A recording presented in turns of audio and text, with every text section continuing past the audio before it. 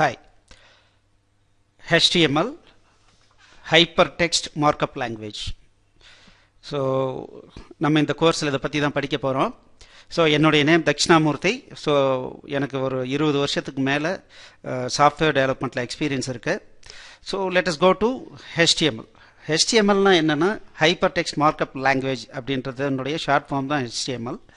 So இதனுடைய purpose என்னென்னா documentation.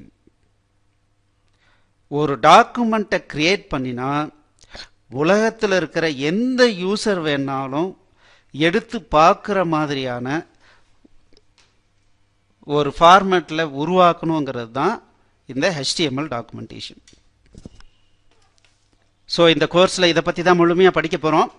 So இது நம்ம HTML ஒருத்தர் கற்றுக்கணுன்னா என்ன தெரிஞ்சிருக்கணும் அப்படின்னா, ஜஸ்ட் கம்ப்யூட்டரை யூஸ் பண்ண தெரிஞ்சதுன்னா போதும். நோட் பேடு இதெல்லாம் டைப் அடித்து சேவ் பண்ண தெரிஞ்சதுன்னா இன்னும் கொஞ்சம் பெட்டராக இருக்கும்.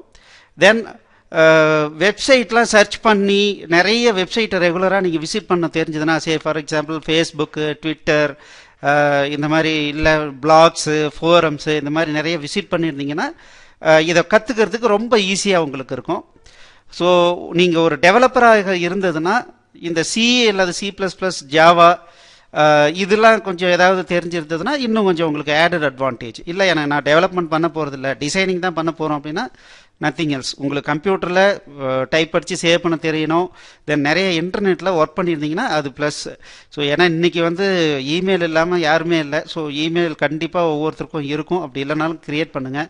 ஸோ ஜிமெயிலில் நீங்கள் ஒர்க் பண்ணியிருந்தீங்கன்னாவே அந்த எக்ஸ்பீரியன்ஸை வச்சு நீங்கள் ஈஸியாக கோரிலேட் பண்ணிக்க முடியும். HTMLலாம் என்ன, நான் சொல்ல வர்றது ஒவ்வொரு கான்செப்டும் என்ன அப்படின்றது உங்களால் புரிஞ்சிக்க முடியும்.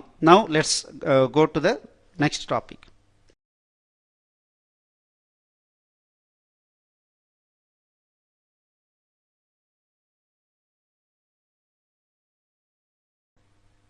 Okay, hyper text markup language அப்படின்னா ஸோ அது ஒரு டாக்குமெண்ட் அப்படின்னு பார்த்தோம்.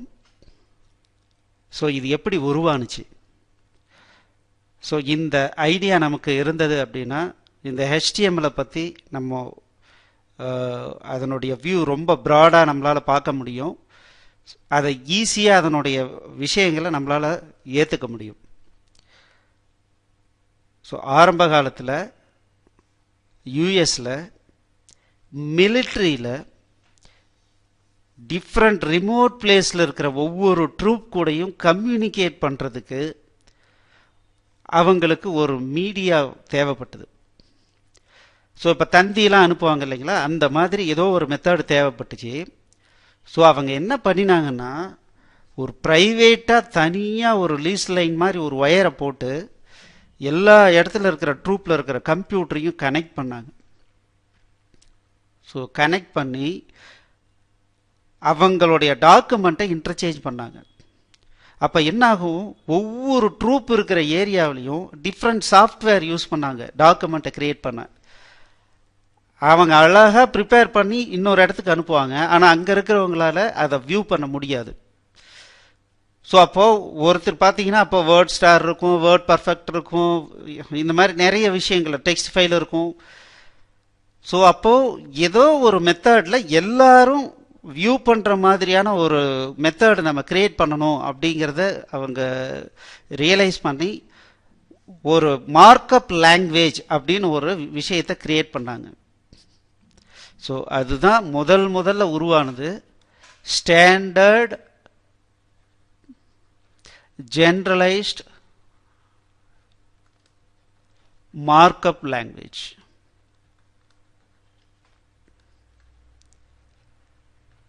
ஸோ இதில் மெயின் என்ன அப்படின்னா,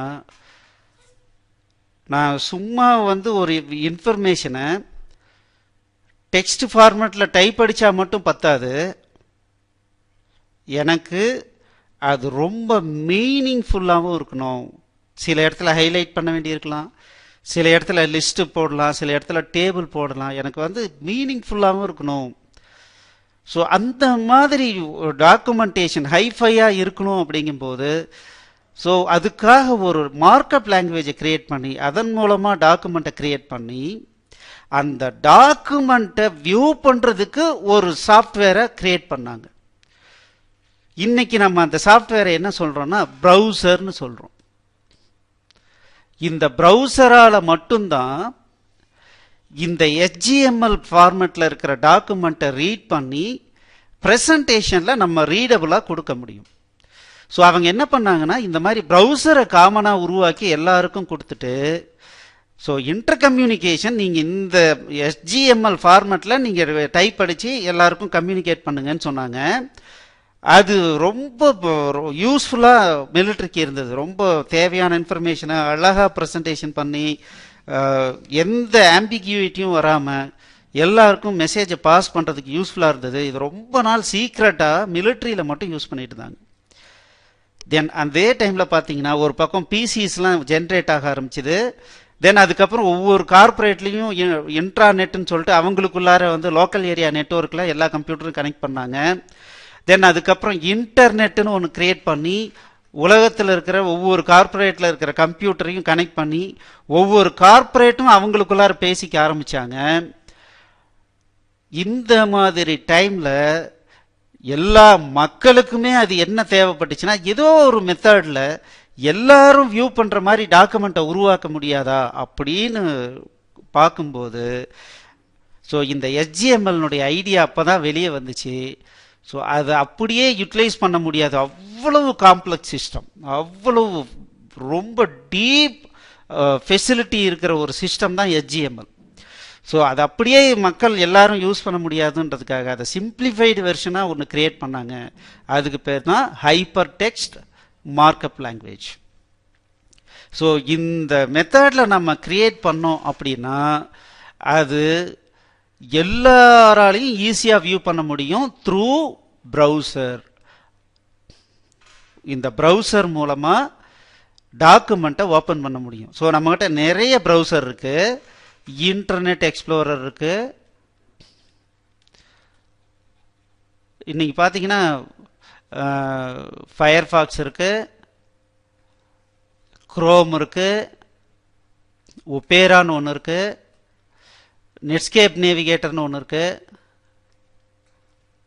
ஸோ இந்த மாதிரி ஏகப்பட்ட ப்ரௌசர்ஸ் இருக்கு. ஸோ இந்த எல்லா ப்ரௌசர்ஸும் HTMLனா என்னன்ற ஒரு ஸ்டாண்டர்டை அவங்களுடைய சாஃப்ட்வேரில் இன்கார்பரேட் பண்ணி ஒரு டாக்குமெண்ட்டை நம்ம கொடுத்தோம்னா அந்த மெத்தடில் ப்ரெசன்டேஷன் பண்ணுறதுக்கு உண்டான வேலையை பண்ணுறாங்க. ஸோ அப்போது HTML is a language for the browser applications. நம்ம HTML லாங்குவேஜை யூஸ் பண்ணி டாக்குமெண்ட்டை ப்ரிப்பேர் பண்ணோம்னா யார் யாரெல்லாம் ப்ரௌசரை வச்சு வியூ பண்ணுறாங்களோ அவங்க எல்லாராலையும் எந்த விதமான அடிஷ்னல் சாஃப்ட்வேரும் இல்லாமல் டாக்குமெண்ட்டை ரீட் பண்ண முடியும். ஹைலைட் பண்ணுற வேண்டிய விஷயத்தை ஹைலைட் பண்ணி காட்ட முடியும், எல்லாமே பண்ண முடியுங்கிறது தான் இந்த HTML. ஸோ அதுக்கப்புறம் வேர்ல்டு வைடு வெப்புன்னு சொல்லிட்டு உலகத்தில் இருக்கிற எல்லா கண்ட்ரியிலிருந்தும் எல்லா இடத்துலையும் சர்வர்ன்ற பேரில் வச்சு எல்லாத்தையும் கனெக்ட் பண்ணாங்க. தென் இந்த ஹைப்பர் டெக்ஸ்ட் மார்க்அப் லாங்குவேஜை எந்தவித சிரமமும் இல்லாமல் எல்லாருக்கும் ஷேர் பண்ணணுங்கிறதுக்காகவே HTTP புரோட்டோகால் அப்படின்ற ஒரு புரோட்டோகாலை உருவாக்குனாங்க. ஸோ இந்த டாக்குமெண்ட்லாம் ஒரு கம்ப்யூட்டர்லேருந்து இன்னொரு கம்ப்யூட்டருக்கு எப்படி டிரான்ஸ்ஃபர் ஆகுதுன்னா HTTP புரோட்டோகால் மூலமாக தான் டிரான்ஸ்ஃபர் ஆகுது. தென் URI, ஒவ்வொரு டாக்குமெண்ட்டுக்கும் ஒரு URI இருக்கும். URI அப்படின்னா யூனிஃபார்ம் ரிசோர்ஸ் ஐடென்டிஃபையர் இல்லை யூனிக் ரிசோர்ஸ் ஐடென்டிஃபையர்னு சொல்லலாம். அதே மாதிரி uniform resource locator URL. So இப்போ மேக்சிமம் URLன்னு தான் சொல்கிறோம், யூனிஃபார்ம் ரிசோர்ஸ் லொக்கேஷன். ஸோ அப்படி ஆக்சுவலாக அதனுடைய எக்ஸாக்ட் மீனிங் என்னென்னா URI தான், uniform resource identifier, unique resource identifier. அந்த நேமில் வேற யாரும் டாக்குமெண்ட்டை வைக்க முடியாது.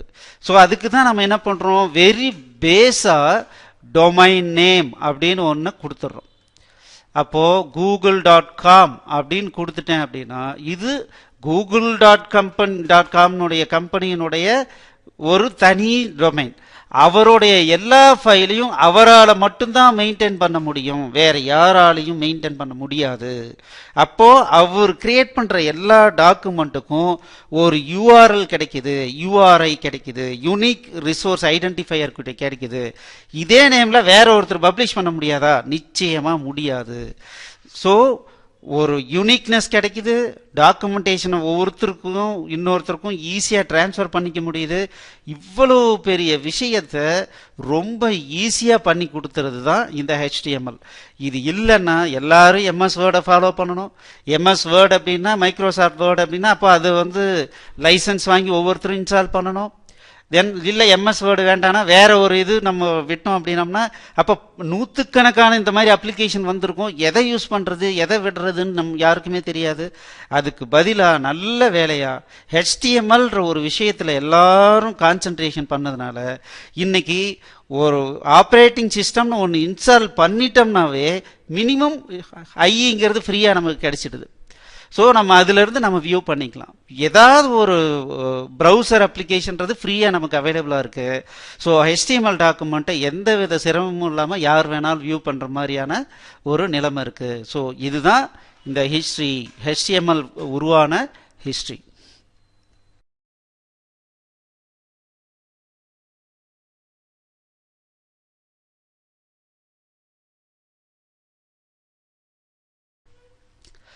HTML document.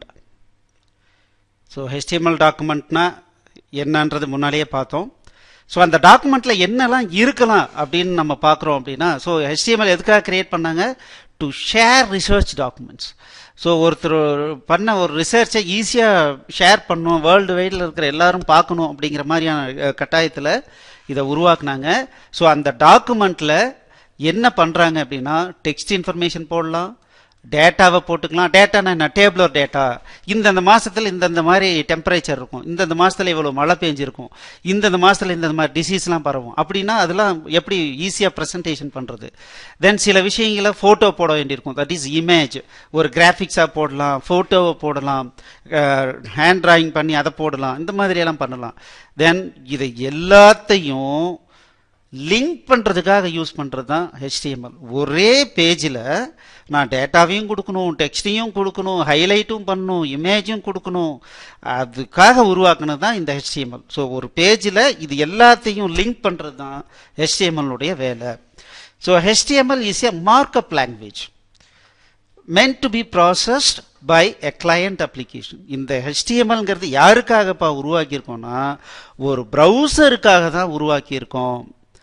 நம்ம இந்த ஸ்டாண்டர்டை ஃபார்ம் பண்ணி நம்ம டாக்குமெண்ட்டை கிரியேட் பண்ணிட்டோம்னா ஒவ்வொரு ப்ரௌசரும் அதை எப்படி ரெண்டர் பண்ணி ப்ரெசன்டேஷனில் மற்றவங்களுக்கு கொடுக்கணும்னு தெரியும். அப்போது எந்தவித டிபெண்டபிலிட்டியும் இல்லாமல் மற்றவங்களால அதை ரீட் பண்ண முடியும். சாம்பிள் டாக்குமெண்ட், ஒரு டாக்குமெண்ட் சிம்பிளாக ஒரு டாக்குமெண்ட்டை கிரியேட் பண்ணலாம். ஸோ ஒரு HTML டாக்குமெண்ட்டை நான் எப்படி சார் கிரியேட் பண்ணோன்னா நான் அதுக்கு என்ன சாஃப்ட்வேர் யூஸ் பண்ணோன்னா மினிமல் ஒரு நோட் பேட் இருந்தால் போதும். ஜஸ்ட்டு டெக்ஸ்டாக டைப் அடித்து நம்ம சேவ் பண்ணோம்னா வேலை முடிஞ்சுது.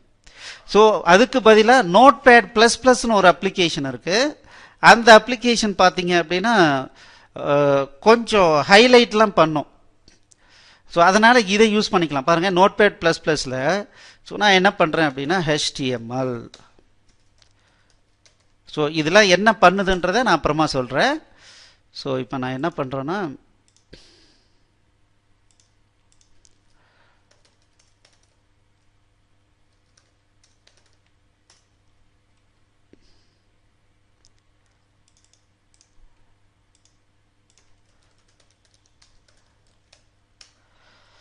ஓகே.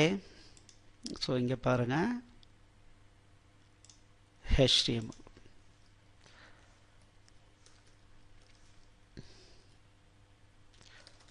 Hello world. ஒரு HTML எடுத்துக்கிட்டோம்னா அதில் 2 இம்பார்ட்டண்ட் விஷயங்கள் இருக்குது. பாருங்கள், இந்த நோட் பேட் ப்ளஸ் ப்ளஸில் போனோம் அப்படின்னம்னா இந்த மாதிரி எனக்கு ஹெல்ப் வருது. பாருங்கள், நம்ம எதையும் ஞாபகம் வச்சுக்க வேண்டாம், எல்லாமே ஹெல்ப்பாக கிடைக்குது. ஸோ அடுத்தது பாருங்கள், title hello world application HTML document.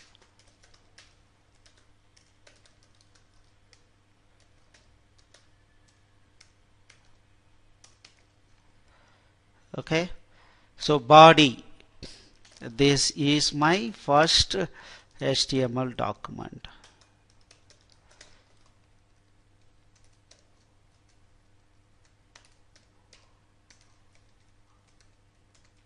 பாருங்க, இது டாக்குமெண்ட் ரெடி ஆயிடுச்சு. ஸோ இது ஒரு சிம்பிள் HTML டாக்குமெண்ட். இப்போ இந்த டாக்குமெண்ட் என்ன ஆகுதுன்னு பார்க்கலாம். இதை ஓப்பன் கண்டெய்னிங் ஃபோல்டர்.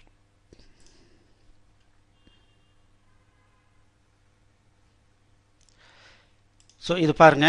ஸோ டிஃபால்ட்டாக குரோமில் ஓப்பன் பண்ணுற மாதிரி வந்துடுச்சு. இதை நான் டபுள் கிளிக் பண்ணுறேன். ஸோ என்ன வந்திருக்கு பாருங்க, this is my first HTML டாக்குமெண்ட்னு வந்திருக்கு. நான் எதேதோ டைப் அடித்தேன், பட் நான் வியூ பண்ணுறது என்ன, this is my first HTML டாக்குமெண்ட்ன்றது தான் பார்க்குறேன். இங்கே பாருங்க, டைட்டில் என்ன, ஹலோ வேர்ல்ட் HTML டாக்குமெண்ட்னு இருக்கு. ஸோ இங்கே this is my first HTML டாக்குமெண்ட்னு இருக்கு. ஸோ நான் டைப் அடிக்கிறது எதேதோ டைப் அடித்தாலும் எனக்கு வியூ பண்ணுறது என்ன அப்படின்னா ஒன்லி த கண்டென்ட். ஸோ ஏன் என்ன இந்த மாதிரி போடுறது, ஒவ்வொரு இதுக்கும் என்ன மீனிங் அப்படிங்கிறது தான் நம்ம கற்றுக்க போகிறோம். அதுதான் லாங்குவேஜ். HTML லாங்குவேஜினுடைய விஷயம் என்ன அப்படின்னா, இது என்ன போட்டோம், இதனுடைய மீனிங் என்னன்னு கற்றுக்கிறது தான் இந்த கோர்ஸினுடைய நோக்கமே. அவ்வளோதான், வெரி சிம்பிள். ஸோ இப்போது ஜஸ்ட் ஒரு HTML எப்படி கிரியேட் பண்ணுறது அப்படின்னு உங்களுக்கு தெரியும். Notepad++ன்றது ஒரு ஃப்ரீ அப்ளிகேஷன். இதை டவுன்லோட் பண்ணிக்கோங்க. ஸோ அதில் ஓப்பன் பண்ணி, ஸோ இந்த மாதிரி நீங்கள் டைப் அடித்து அதை ஒரு முறை குரோமில் ஓப்பன் பண்ணி பாருங்கள். ஸோ மற்றதை நெக்ஸ்ட் கிளாஸில் பார்க்கலாம். தேங்க்யூ.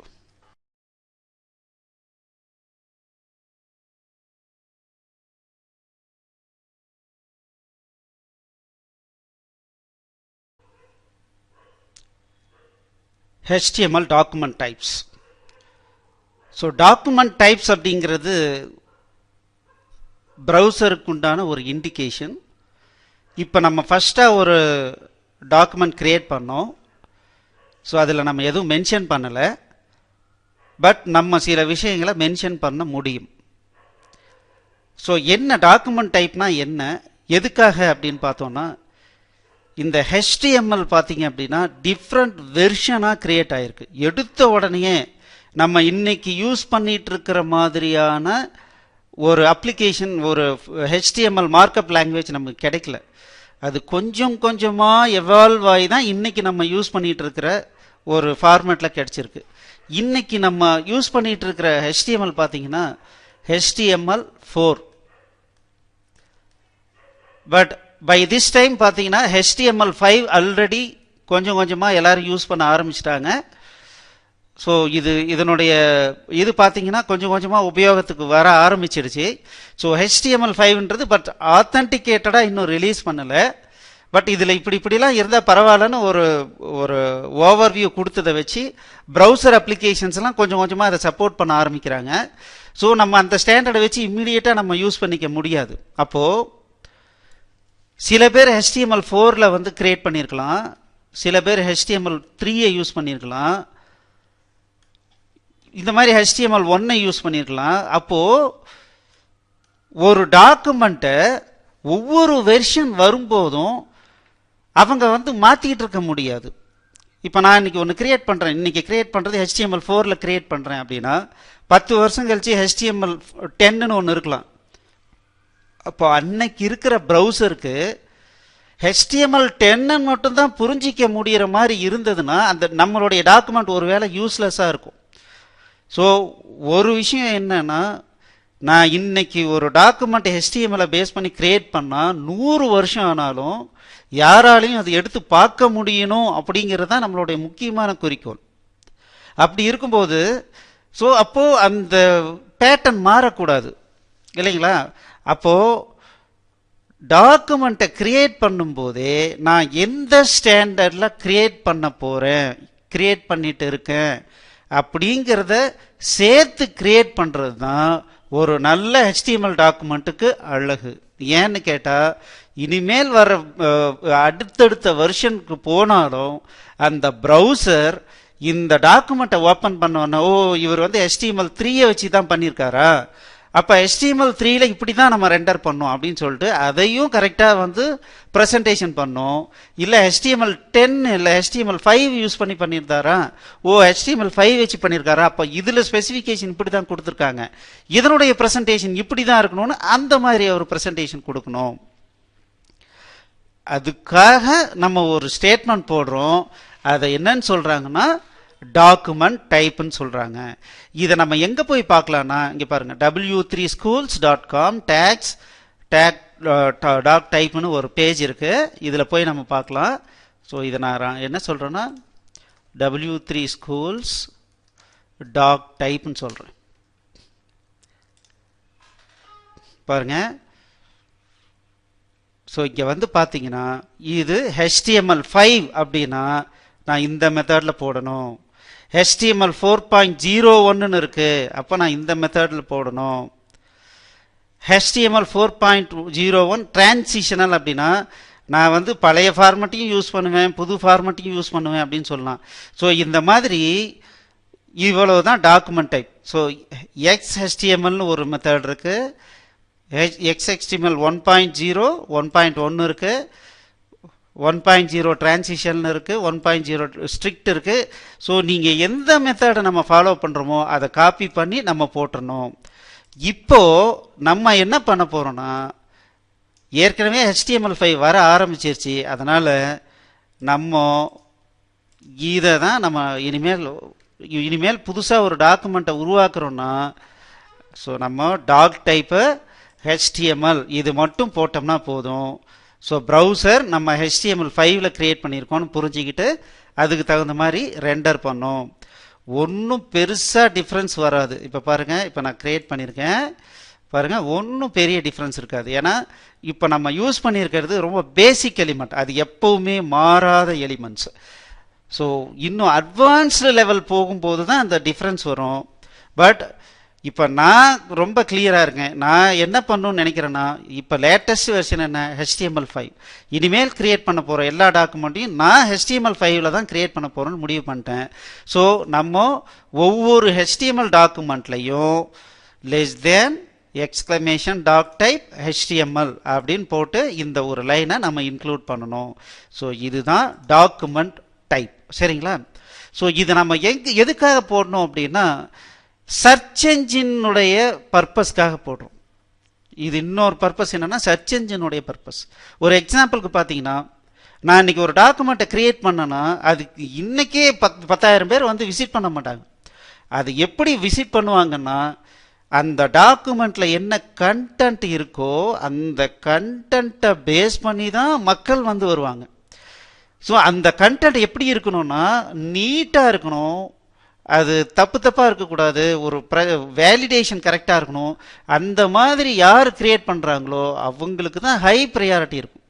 ஸோ இவர் இந்த டாக்குமெண்ட்டுக்கு எப்படி வராரு அப்படின்னா, maximum people 99% people through search engine வழியாக தான் வராங்க. கூகுள் குரோம் வழியாக வருவாங்க, யாஹூ வழியாக வருவாங்க, பிங் வழியாக வருவாங்க, MSN வழியாக வருவாங்க. ஸோ சர்ச் என்ஜின் வழியாக நம்மளுடைய சைட்டுக்கு அந்த பர்டிகுலர் பேஜுக்கு வராங்க. ஸோ அந்த சர்ச் என்ஜின் என்ன பண்ணுதுன்னா, அந்த டாக்குமெண்ட் கரெக்டாக வெல் ஃபார்ம்டாக இருந்ததுன்னா அதுக்கு ஹை ப்ரையாரிட்டி கொடுக்கும், இல்லைன்னா கம்மி ப்ரையாரிட்டி கொடுக்கும். இப்போ பாருங்க, validator.w3.org.checkனு ஒரு பேஜ் இருக்கு. அந்த பேஜில் போனோம்னா வேலிடேட்டர் பாருங்க .check இந்த பேஜ் இருக்கு. ஸோ இந்த பேஜில் போனீங்கன்னா ஒரு பர்டிகுலர் லொக்கேஷனை கொடுத்து HTTP லொக்கேஷன் கொடுத்து நம்ம வெரிஃபை பண்ணலாம். ஒரு ஃபைலை நான் அப்லோட் பண்ணி அது கரெக்டாக இருக்கா இல்லையான்னு செக் பண்ணலாம், இல்லை டைரெக்டாக காப்பி பேஸ்ட் பண்ணி அது கரெக்டாக இருக்கான்னு செக் பண்ணலாம். இப்போ பாருங்கள், நான் இதை எடுத்து இதுக்குள்ளார போடுறேன், செக் பண்ண சொல்கிறேன்.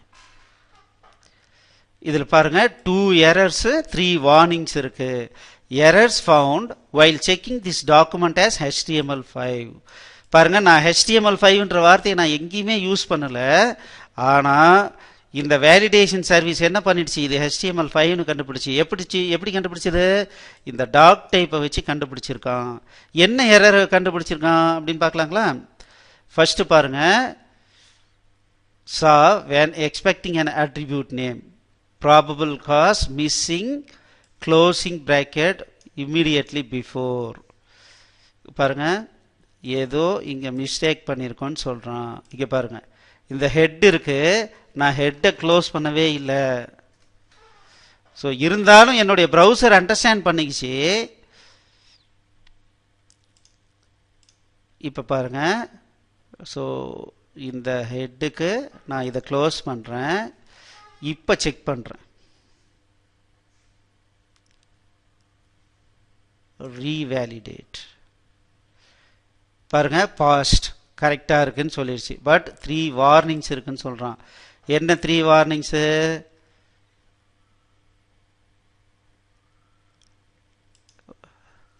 ஓகே, ஸோ இதை கொஞ்சம் டீப்பாக நீங்கள் அனலைஸ் பண்ணிங்கன்னா, ஷோ வார்னிங் மெசேஜ் காட்ட சொன்னீங்கன்னா அது காட்டுவான்.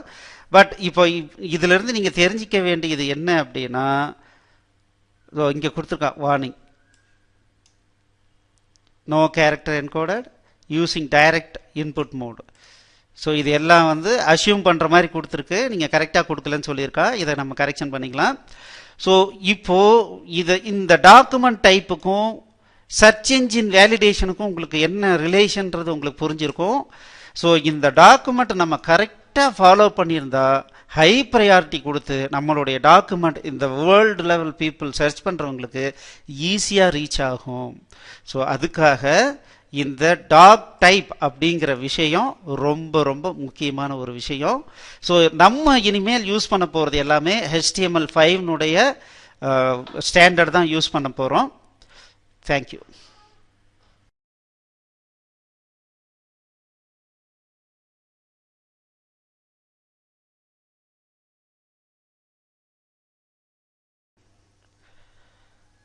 General HTML structure. HTML markup language அப்படிங்கிறது ஒரு லாங்குவேஜ்னா மற்ற எல்லா லாங்குவேஜ்லையும் இருக்கிற மாதிரி நிச்சயமாக இதுலேயும் சில கீவேர்ட்ஸ் இருக்கணும் இல்லைங்களா? அதை வச்சு தான் நம்ம என்ன ப்ரொடியூஸ் பண்ண முடியுமோ அதை பண்ண முடியும். ஸோ அதை இங்கே என்னன்னு சொல்கிறாங்கன்னா டேக் நேம் அப்படின்னு சொல்கிறாங்க. டேக் நேம்ஸ் அப்படின்னு சொல்கிறாங்க.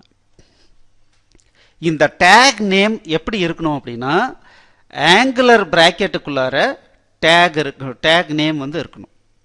அந்த ஒவ்வொரு டேக் நேமுக்கும் ஒரு மீனிங் இருக்கு. இந்த மாதிரியான டேக் நேம் போட்டால் அதுக்கு இதுதான் மீனிங் அப்படிங்கிறது உள்ள இருக்கு. ஓகே, ஸோ இந்த டேக் நேம் கூட அடிஷனலாக இந்த ஸ்கொயர் பிராக்கெட்டில் போட்டோம்னாவே ஆப்ஷனல்னு அர்த்தம். இது ஜென்ரலாக லாங்குவேஜ் ஸ்பெசிஃபிகேஷனில் இருக்கு.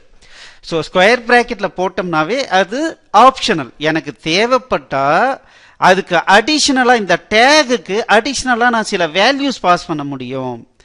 அந்த ஒவ்வொன்றையும் என்ன சொல்றாங்க அப்படின்னா அட்ரிபியூட் அப்படின்னு சொல்றாங்க. இது ஒவ்வொன்றும் அட்ரிபியூட் அப்படின்னு சொல்றாங்க. ஸோ ஒரு அட்ரிபியூட்னுடைய நேம், அந்த அட்ரிபியூட்டுக்கு என்ன வேல்யூ, இன்னொரு அட்ரிபியூட் நேம், அந்த அட்ரிபியூட்டுக்கு என்ன வேல்யூ, இந்த மாதிரி எத்தனை வேணாலும் வரும். ஒவ்வொரு டேகை பொறுத்து அது மாறிக்கிட்டே இருக்கும். தென் ஒரு பிராக்கெட் க்ளோஸ் ஆகும். இந்த டேகை க்ளோஸ் பண்றோம். அதுக்கப்புறம் என்ன ஆக்சுவல் கண்டென்ட் வருமோ அந்த கண்டென்ட்டை போடுறோம். அதுக்கப்புறம் இதனுடைய closing take less than forward slash இங்க என்ன டேக் நேம் கொடுத்தோமோ அந்த டேக் நேம் இங்க வரும். தென் ஆங்குலர் பிராக்கெட். இது எல்லாம் சேர்ந்தாதான் நமக்கு ஒரு டேக். இது ஒரு டேக், இது ஒரு டேக். ஸோ இது ஓப்பனிங் டேக், இது க்ளோசிங் டேக். சில நேரங்களில் இந்த க்ளோசிங் டேக் அவசியமா இருக்காது. ஜஸ்ட் டேக் இது முடிக்கும் போதே forward slash closing angle bracket கொடுக்குற மாதிரி சில டேக் இருக்கு. ஸோ அப்படின்னா இந்த HTML லேர்ன் பண்ண போறோம் அப்படின்னாவே ரொம்ப ரொம்ப சிம்பிளான மேட்டர். என்னென்ன டேக் நேம் இருக்கு, அது என்ன பர்பஸ்க்கு, அவ்வளவுதான், வேற எதுவுமே கிடையாது. இப்போ நம்ம ஒரு டாக்குமெண்ட் கிரியேட் பண்ணோம், அதை எடுத்து கொஞ்சம் அனலைஸ் பண்ணி பார்ப்போம். இப்போ இதுல பாருங்க, இந்த HTMLங்கிறது ஒரு டாக்குமெண்ட் இங்க ஸ்டார்ட் ஆகுது. ஒவ்வொரு ஓப்பனிங் டேகுக்கும் ஒரு க்ளோசிங் இருக்கு. ஸோ இது இங்க ஸ்டார்ட் ஆகி இங்க க்ளோஸ் ஆயிடுச்சு. இது இதனுடைய கண்டென்ட் என்ன அப்படின்னா இது என்டையர் திங்கும் இந்த HTML கண்டென்ட். அதுக்கு அடுத்தது பாருங்க, ஹெட்னு ஒரு டேக் ஸ்டார்ட் ஆகுது, அதுக்குள்ளார ஒரு கண்டென்ட் இருக்கு, அதுக்கு எகைன் க்ளோசிங் டேக். அதுக்கப்புறம் பார்த்தீங்கன்னா டைட்டில்ங்கிறது ஒரு டேகு, அதுக்குள்ளார டெக்ஸ்ட் கண்டென்ட், அதுக்கப்புறம் அதனுடைய க்ளோசிங் டேக். அதுக்கப்புறம் பாருங்க பாடிங்கிறது ஒரு ஓப்பனிங் டேக், தென் அதனுடைய கண்டென்ட், அதனுடைய க்ளோசிங் டேக். ஸோ இப்போ பாருங்க ஒவ்வொன்றும் ஒவ்வொரு பேராவே வந்துகிட்டு இருக்கும்.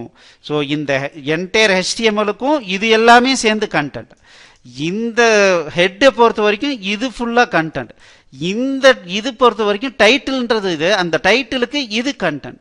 ஸோ இதனால தான் ஆக்சுவல் கண்டென்ட்ஸ்னு பார்த்தா இதுதான் ஆக்சுவல் கண்டென்ட்ஸ். ஸோ இந்த பிங்கிறது கூட பார்த்தீங்க அப்படின்னா அது ஒரு HTML டேக்.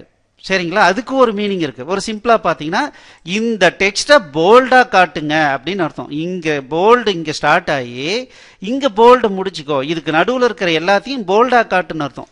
அதனால தான் நமக்கு இந்த HTML மட்டும் போல்டா டிஸ்பிளே ஆகுது. ஸோ ஆக்சுவல் கண்டென்ட் அப்படின்றது பார்த்தீங்கன்னா இது ஒரு ஆக்சுவல் கண்டென்ட், இது ஒரு ஆக்சுவல் கண்டென்ட். சரிங்களா, மற்றது எல்லாமே ப்ரௌசருக்கு உண்டான இன்டிமேஷன்ஸ் மட்டும்தான் இல்லைங்களா. ஸோ இதுதான் ரொம்ப ரொம்ப முக்கியமான விஷயம். பாருங்க, ஒரு டேக் நேம், இப்போ நம்ம பார்த்த இதில் எதிலையுமே அடிஷனல் அட்ரிபியூட்ஸ் யூஸ் பண்ணவே இல்லை, ஒன்லி கண்டென்ட் மட்டும்தான் இருக்கு. சரிங்களா, இந்த டைப்பும் பின்னால வரும், அது நம்ம பார்க்க போறோம்.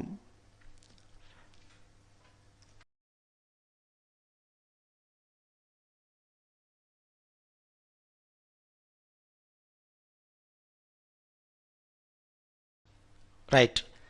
ஸோ இப்போ ஜென்ரலாக HTML டேக் எப்படி இருக்கும் அப்படிங்கிறத பார்த்தோம். ரெண்டாவது என்ன பார்த்துருக்கோம், HTML அப்படின்னாவே அதில் நிறைய டேக் இருக்க போகுது, அந்த ஒவ்வொரு டேகும் என்ன பண்ணுது அப்படிங்கிறத பற்றி நம்ம தெரிஞ்சுக்கணும், அப்படி தான் பார்த்தோம் இல்லைங்களா.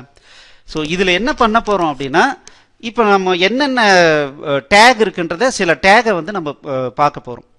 ஸோ இப்போ நம்மளுடைய டாக்குமெண்ட்டை மறுபடியும் ஒரு முறை லுக்கப் விடலாம். இதில் பாருங்கள், ஒரு HTML டாக்குமெண்ட் அப்படின்னா என்டையர் கண்டென்ட்டையும் HTML அப்படிங்கிற ஓப்பனிங் அண்ட் க்ளோசிங் டேக்குள்ளார நம்ம அடக்கணும்.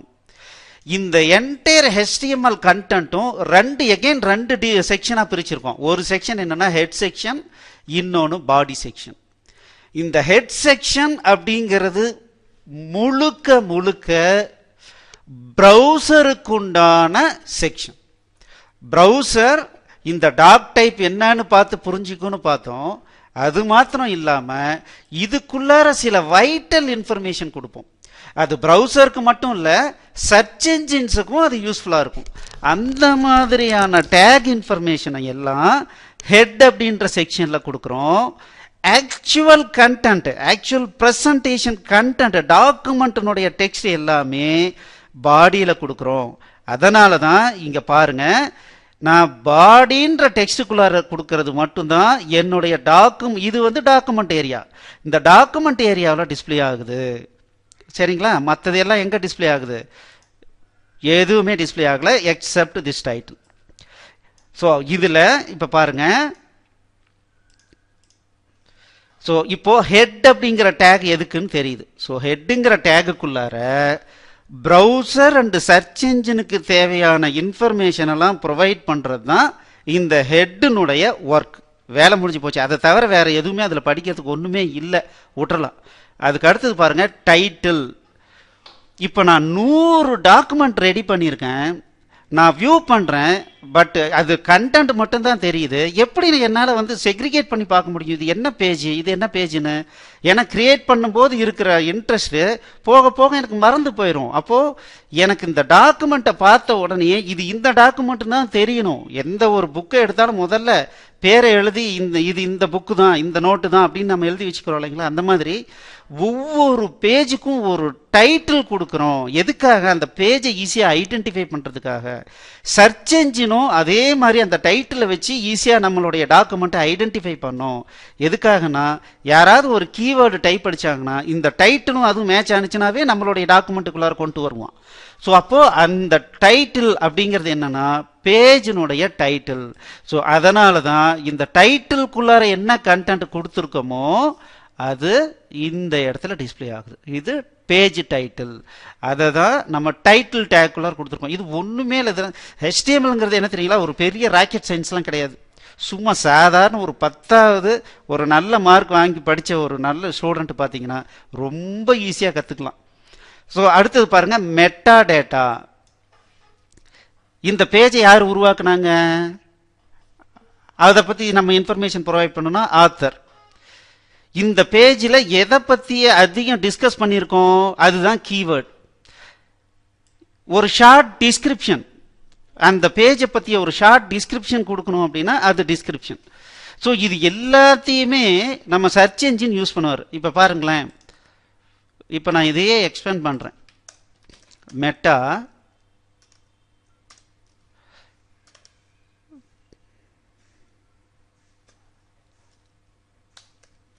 content, name, content.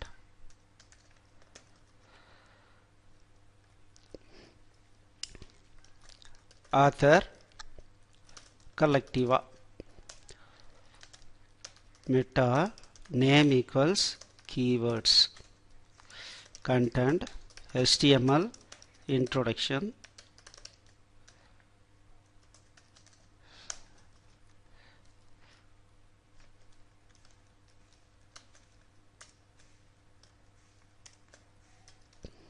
Okay, meta, name, description, content.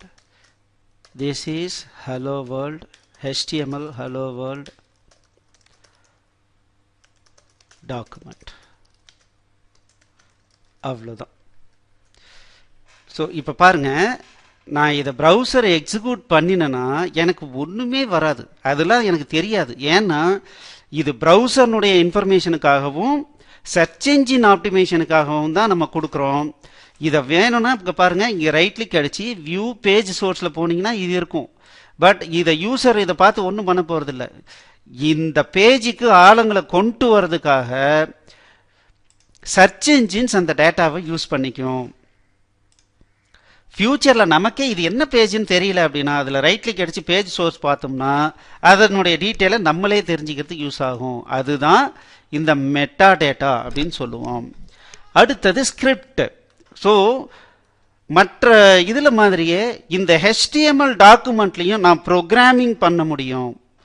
So அந்த மாதிரி ப்ரோக்ராமிங் பண்ணணும்னா ஸ்கிரிப்டுன்னு போட்டுட்டு அதுக்குள்ளார நான் கோடிங் எழுத முடியும். அது ஸ்கிரிப்டு. அதே மாதிரி நான் ஸ்டைல் மாற்றிக்க முடியும். ஸோ இப்போ பார்த்தீங்கன்னா ஒரு சின்னதாக ஒரு வேலை பண்ணுவோம். இப்போ பாருங்கள், இப்போ ஸ்டைல்,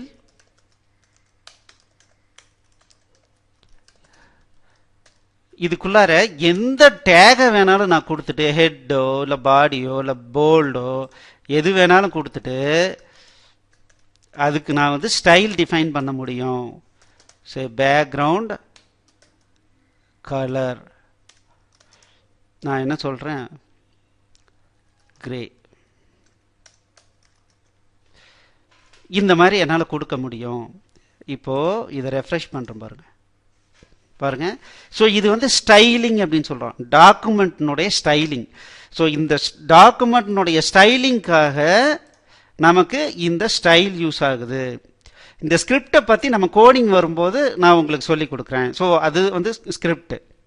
லிங்க் அப்படிங்கிறது என்ன அப்படின்னா இந்த ஸ்கிரிப்ட் அண்ட் ஸ்டைல் இதை வந்து இந்த டாக்குமெண்ட்லேயே ரைட் பண்ணுன்ற அவசியம் கிடையாது. எனக்கு வந்து இந்த ஸ்டைல் வந்து இதே ஸ்டைலில் எனக்கு எல்லா பேஜுக்கும் வரணும் அப்படிங்கும்போது ஒவ்வொரு பேஜிலையும் இதே மாதிரி போய் ரைட் பண்ணுறதுக்கு பதிலாக நான் இந்த ஸ்டைலாக ஒரு ஃபைலை வந்து இந்த ஸ்டைல் ஃபைல்னு ஒரு சிஎஸ்எஸ் ஃபைல்னு சொல்லுவாங்க, அதில் கொண்டு போய் இன்ஃபர்மேஷனை ரைட் பண்ணிவிட்டு நான் இங்கே லிங்க் கொடுத்துக்க முடியும். அதே மாதிரி ஒரு காமனான ஒரு ஃபைலில் என்னுடைய தேவையான கோடிங்லாம் போட்டுட்டு அதை இந்த பேஜ் கூட லிங்க் பண்ணிக்க முடியும்.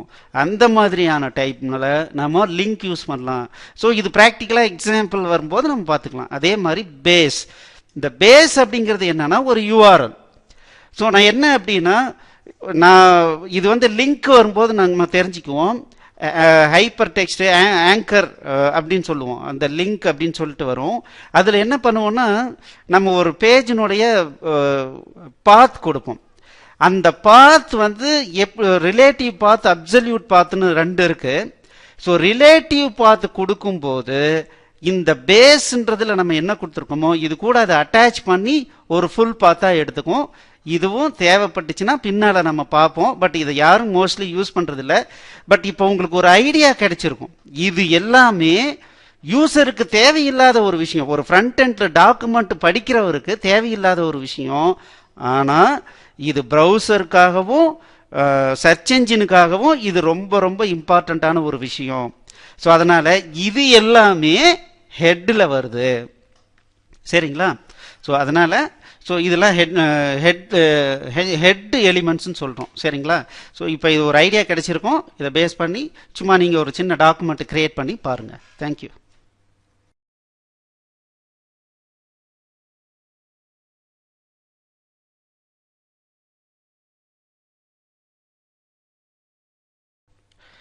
ஓகே, இப்போ ஜென்ரல் HTML ஸ்ட்ரக்சர்னா என்னன்னு பார்த்தோம்.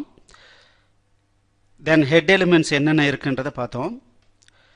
ஸோ இதை ப்ராக்டிஸ் பண்ணிக்கிறதுக்கு நம்ம என்ன பண்ணுறோம் அப்படின்னா, ஒரு Notepad++ல் இல்லை நோட்பேடில் இந்த மாதிரி டைப் அடித்து அதை ப்ரௌசர் வழியாக ஓப்பன் பண்ணி பார்க்கலாம். பட் இதை விட ஒரு பெஸ்ட்டான மெத்தட் இருக்குது. அது என்ன அப்படின்னா w3schools.org. ஸோ இந்த w3schools.comனு ஒரு வெப்சைட் இருக்கு. இதில் பார்த்தீங்க அப்படின்னா லேர்ன் HTML, இதில் போனீங்க அப்படின்னா எல்லா இன்ஃபர்மேஷனையும் நம்ம லேர்ன் பண்ண முடியும், ஈஸியாக லேர்ன் பண்ண முடியும். பாருங்க, எல்லாம் இங்கே இருக்கு. இதில் இன்னொரு பெரிய அட்வான்டேஜ் என்ன அப்படின்னா, எல்லாத்தையும் இங்கேயே நம்ம வந்து சர்ச் பண்ணிக்கலாம். பாருங்க, HTML ஹெட் அப்படின்னா பாருங்க, டைட்டில், பேஸ், மெட்டா, இது எல்லாமே இங்கே எக்ஸ்பிளைன் பண்ணியிருப்பான். பாருங்க, இப்போ டைட்டில்னு எடுத்துக்கிறோன்னு வச்சுங்களேன், டைட்டில் இருக்கு. இதில் பாருங்க, ட்ரை இட் யுவர் செல்ஃப். இதை கிளிக் பண்ணோன்னா நமக்கு ஒரு எடிட்டர் கொடுத்துருவாங்க. இதில் இங்கே பாருங்க, என்ன மாதிரி இருந்தால் நான் இப்போ சப்மிட் கோடுன்னு கொடுத்தேன்னா இங்கே டிஸ்பிளே வந்துடும், டாக்குமெண்ட் டிஸ்பிளே வரும். இப்போ பாருங்க, இப்போ டைட்டில் ஆஃப் த டாக்குமெண்ட் போட்டோம், பாடி ஆஃப் த டாக்குமெண்ட் இருக்கு, how are you, submit code. பாருங்க, இந்த மாதிரி நீங்கள் வெரிஃபை பண்ணலாம். ஸோ இப்போ this is the best place to learn HTML. So இது ஃபாஸ்ட்டாக லேர்ன் பண்ணுறதுக்கு, உடனே ப்ராக்டிஸ் பண்ணிக்கிறதுக்கு நீங்கள் இதை ரொம்ப ஈஸியாக யூஸ் பண்ணிக்கலாம். அதை விட ஒரு பெரிய விஷயம் என்னென்னா, இதில் எல்லாமே ப்ரீ டிஃபைன்டாக நமக்கு போட்டு கொடுத்துருமா. இப்போ ஸ்கிரிப்டுன்னு வச்சுக்கோங்களேன், ஸ்கிரிப்டை டெஸ்ட் பண்ணணும். இங்கே பாருங்கள், இதை கிளிக் பண்ணுறேன், இங்கே பாருங்கள். ஸோ இது ஃபார்ம் லோட் ஆகும்போதே பாடி டேக்கில் எனக்கு என்ன பண்ண சொல்கிறோம், ஹலோ ஜாவா ஸ்கிரிப்ட்னு சொல்லிட்டு நான் ரைட் பண்ண சொல்கிறேன். எங்கே ரைட் பண்ண சொல்கிறேன், இந்த பேராகிராஃப் அப்படின்ற ஒரு இதுக்குள்ளார ரைட் பண்ண சொல்கிறேன், ஹலோ ஜாவா ஸ்கிரிப்ட். ஸோ அதை நம்ம வந்து இங்கே டைரெக்டாக வியூ பண்ண முடியும். ஸோ இதை பற்றி ஒவ்வொன்றா நம்ம பார்க்க போகிறோம். ஸோ இனிமேல் நம்ம எல்லாத்தையும் ப்ராக்டிஸ்க்காக என்ன பண்ண போகிறோம் அப்படின்னா, இந்த w3schools.com, W3 அப்படின்னா வேர்ல்டு வைட் வெப் கன்சார்டியம்னு அர்த்தம். ஸோ அவங்க தான் இந்த HTMLக்கு உண்டான ஸ்டாண்டர்டையே உருவாக்குனவங்க. அவங்களே ஒரு வெப்சைட்டை போட்டு நமக்கு ஈஸியாக லேர்ன் பண்ணுறதுக்காக ஒரு சைட்டை க்ரியேட் பண்ணியிருக்காங்க. ஸோ நம்ம என்ன வேணாலும் இங்கேயே டைப் அடிக்கலாம், ஹலோ வேர்ல்ட் ஜாவா ஸ்கிரிப்ட் கலெக்டிவா. ஸோ இங்கே பாருங்கள், டைப் அடிச்சுட்டு சப்மிட் கோடு கொடுக்குறேன், இங்கே பாருங்கள் டிஸ்பிளே ஆகும். ஸோ இதில் தான் நம்ம டெஸ்ட் பண்ணி குயிக்காக லேர்ன் பண்ண போகிறோம். ஸோ இன்னும் நம்மளுடைய லேர்னிங் ப்ராசஸ் ஈஸியாக இருக்கும். நீங்களும் ஃப்யூச்சரில் இந்த மாதிரி புது டேக் ஏதாவது வந்தாலோ ஏதாவது டவுட் இருந்தாலோ நீ டைரெக்டாக இந்த w3schools.comக்கு போயிட்டு அந்த டேக் ஐடென்டிஃபை பண்ணி கிளிக் பண்ணீங்கன்னா ஈஸியாக நீங்கள் புரிஞ்சுக்கிட்டு டெஸ்ட் பண்ணியும் அங்கேயே பார்த்துடலாம். சரிங்களா? ஸோ இனிமேல் வர்ற எல்லா இதுவும் நம்ம அதை பேஸ் பண்ணி ஃபாஸ்ட்டாக நம்ம ட்ராக் அடிக்க போகிறோம். தேங்க்யூ.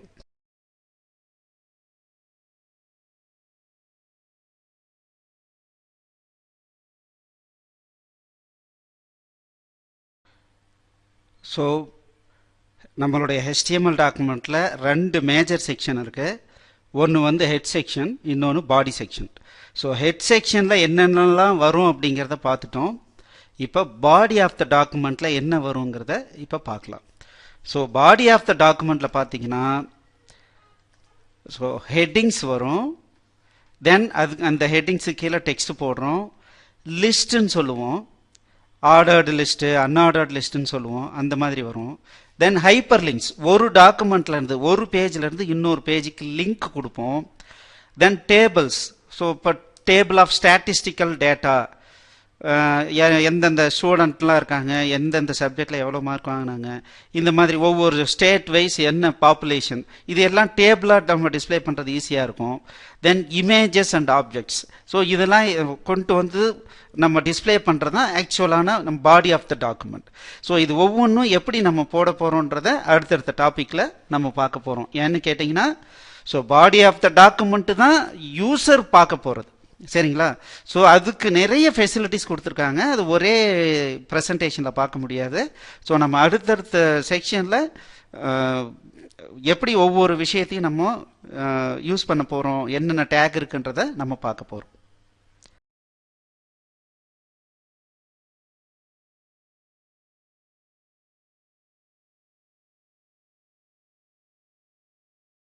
ரைட். ஒவ்வொரு HTML மார்க்கப்பும் ஒரு டேக் அப்படின்னு பார்த்தோம். ஒவ்வொரு டேக்லேயும் அடிஷ்னலாக அட்ரிபியூட்ஸ் ஆப்ஷனலாக போட்டுக்கலாம் அப்படிங்கிறத பார்த்தோம். அதில் 2 இம்பார்ட்டண்ட் அட்ரிபியூட்ஸ் என்னென்னா ஐடி அண்டு கிளாஸ். ஸோ இந்த ஐடி அப்படிங்கிறது எதுக்காக யூஸ் ஆகுதுன்னா, எப்படி வந்து ஒரு ப்ரோக்ராமிங் லாங்குவேஜில் ஒரு வேரியபிள்னு சொல்கிறோமோ அதே மாதிரி இந்த HTML ஒவ்வொரு டேகையும் நம்ம கோடிங் வழியாக ஆக்சஸ் பண்ணிக்க முடியும். அந்த மாதிரி ஆக்சஸ் பண்ணுறதுக்கு நமக்கு என்ன தேவைன்னா அந்த டேகை ஒரு வேரியபிளாக நான் மாற்றிக்க முடியும். அந்த மாதிரி வேரியபிளாக மாற்றுறதுக்கு நான் என்ன பண்ணுறேன்னா ஒரு ஐடி அசைன் பண்ணிக்கலாம். ஸோ இந்த ஐடியை யூஸ் பண்ணி கோடிங்கும் பண்ண முடியும், ஸ்கிரிப்டிங்கும் ஸ்டைலிங்கும் பண்ண முடியும். அதே மாதிரி கிளாஸ்னு தனியாக இன்னொரு அட்ரிபியூட் இருக்குது. இந்த கிளாஸ்ன்றது மெயினாக எதுக்காக யூஸ் ஆகுதுன்னா ஸ்டைலிங்க்கு மட்டும் யூஸ் ஆகுது. அதாவது அந்த பர்டிகுலர் டேக்னுடைய எலிமெண்ட் எப்படி நமக்கு வந்து வரணும் அப்படிங்கிறதுக்கு உண்டான என்ன கலரில் வரணும், எப்படி வரணுங்கிறத இந்த கிளாஸ் வழியாக நம்ம யூஸ் பண்ணிக்கலாம். ஸோ இந்த கிளாஸுக்கு உண்டான அட்வான்டேஜ் என்னென்னா ஐடிங்கிறது நார்மலாக ஒவ்வொரு டேகுக்கும் நிச்சயமாக ஒரே ஒரு ஐடி கொடுக்கறதா பெட்டர். அப்படி தான் இருக்கும். ஏன்னா ஒரு ப்ரோக்ராமில் ஒரு வேரியபிளில் ஒரு முறை தானே நான் டிக்ளேர் பண்ண முடியும்.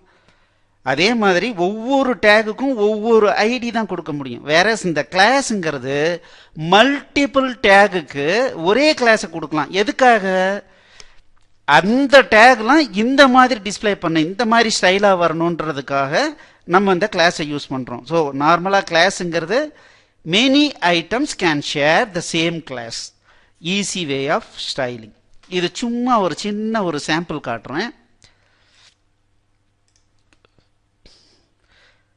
இப்போ ஸ்கிரிப்டுக்கு வரோம், இதை பார்க்கலாம். இப்போ பாருங்க. ஸோ பி அப்படின்னா பேராகிராஃப் அப்படின்னு அர்த்தம். அது நம்ம பின்னால் பார்க்க போகிறோம். ஸோ இந்த பேராகிராஃப்க்கு நான் என்ன பண்ணியிருக்கேன், ஒரு அட்ரிபியூட் கொடுத்துருக்கேன். அந்த அட்ரிபியூட் என்னன்னா ஐடி அட்ரிபியூட். அதுக்கு என்ன வேல்யூ அசைன் பண்ணியிருக்கேன், டெமோ அப்படின்னு அசைன் பண்ணியிருக்கேன். அப்படின்னா என்ன அர்த்தம், இதுக்கு இந்த டேக்னுடைய ஐடென்டிஃபிகேஷன் என்னன்னா டெமோ. இப்போ நான் என்ன பண்ணுறேன்னா ஹலோ வேர்ல்டு, இது பாருங்க. நான் சிம்பிளாக நான் என்ன பண்ணுறேன்னா இந்த விஷயம் இருக்கு இல்லைங்களா, இந்த ஸ்கிரிப்டுக்குள்ளார நம்ம என்ன பண்ணலாம், டபுள் ஃபார்வர்ட் ஸ்லாஷ் போட்டோம்னா கமெண்ட்னு அர்த்தம். இப்போ சப்மிட் பண்ணுறேன். இப்போ பாருங்க ஹலோ வேர்ல்டு தான் இருக்கு இங்க. ஓகே, இப்போ இது கூட நான் இன்னொரு அட்ரிபியூட் ஆட் பண்றேன். ஆன் கிளிக் ஈக்குவல்ஸ் சேஞ்ச் டெக்ஸ்ட்னு கொடுத்துருக்கேன். So this is purely programming. So இது தெரியலைன்னா கண்டிப்பாக நீங்கள் மினிமம் சி ப்ரோக்ராமிங்காவது படிச்சுட்டு வாங்க, அப்போ தான் இது தெரியும். அப்படி இல்லைன்னா இதை ஜஸ்ட் இக்னோர் பண்ணிவிடுங்க இந்த டாப்பிக்கே. ஸோ இந்த கேஸில் பாருங்கள், நான் இங்கே என்ன பண்ணியிருக்கேன்னா ஸ்கிரிப்ட் பிளாகுக்குள்ளார நான் ஒரு ஸ்கிரிப்ட் எழுதியிருக்கேன், ஃபங்க்ஷன் எழுதியிருக்கேன், ஃபங்க்ஷன் சேஞ்ச் டெக்ஸ்ட். ஸோ இதை இன்னும் ஈஸியாக நமக்கு இது ரீடபிலிட்டி கொஞ்சம் கம்மியாக இருக்குது. ஸோ அதனால் நான் இதை என்ன பண்ணுறேன்னா இந்த ஸ்கிரிப்டை அப்படியே காப்பி பண்ணி நம்மளுடைய கோடிங்க்கு கொண்டு வந்துடுறேன். இதில் ஹெட் செக்ஷனுக்கு கொண்டு வரேன். இதில் ஸ்கிரிப்ட் பேஸ்ட் பண்ணிடலாம். ஓகே, ஸோ இப்போ நான் என்ன பண்ணுறேன்னா இப்போ போல்டு இருக்குது, இதுக்கு ஒரு ஐடி கிரியேட் பண்ணுறேன். இதுக்கு போல்டுக்கு வந்து ஒரு பேராகிராஃபே போட்டுடலாம். ID equals demo. On click equals change text. Click me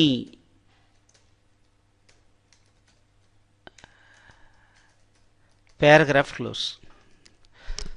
so இப்போ என்ன பண்ணியிருக்கேன் பாருங்க, ஒரு ஃபங்க்ஷன் எழுதியிருக்கேன். அந்த ஃபங்க்ஷனை இந்த பேராகிராஃப் டேகோட லிங்க் பண்ணிட்டேன். எப்படி? On click. இந்த ஆன் கிளிக்னு போட்டாவே என்ன அர்த்தம் அப்படின்னா, டாக்குமெண்ட்ல இந்த கிளிக் மீன்னு டிஸ்பிளே ஆகும்போது அதை நான் கிளிக் பண்ணனா, மவுஸை ஹோவர் பண்ணி கிளிக் பண்ணணும்னா இது ரன் ஆகணும்னு அர்த்தம். நான் இங்கே என்ன கொடுத்துருக்கேன், சேஞ்ச் டெக்ஸ்ட்னு கொடுத்துருக்கிறதுனால அது நேராக இங்கே வந்து பார்க்கும். இங்கே என்ன பண்ணியிருக்கோம்னா document dot get element by ID. இந்த ஐடிக்கு என்ன பேர் கொடுத்துருக்கேன், இந்த பேராகிராஃபுக்கு என்ன பேர் கொடுத்துருக்கேன், டெமோ. அந்த டெமோ இன்னர் ஹெச்டிஎம்எல். இந்த எல்லா இன்ஃபர்மேஷனையும் சேர்த்து என்ன பேர் சொல்கிறாங்கன்னா இன்னர் ஹெச்டிஎம்எல் சொல்கிறாங்க. அதை ஹலோ ஜாவா ஸ்கிரிப்ட்னு மாற்றுன்னு சொல்கிறேன். இதனுடைய ரிசல்ட் என்ன இருக்குன்னு இப்போ பார்க்கலாம்.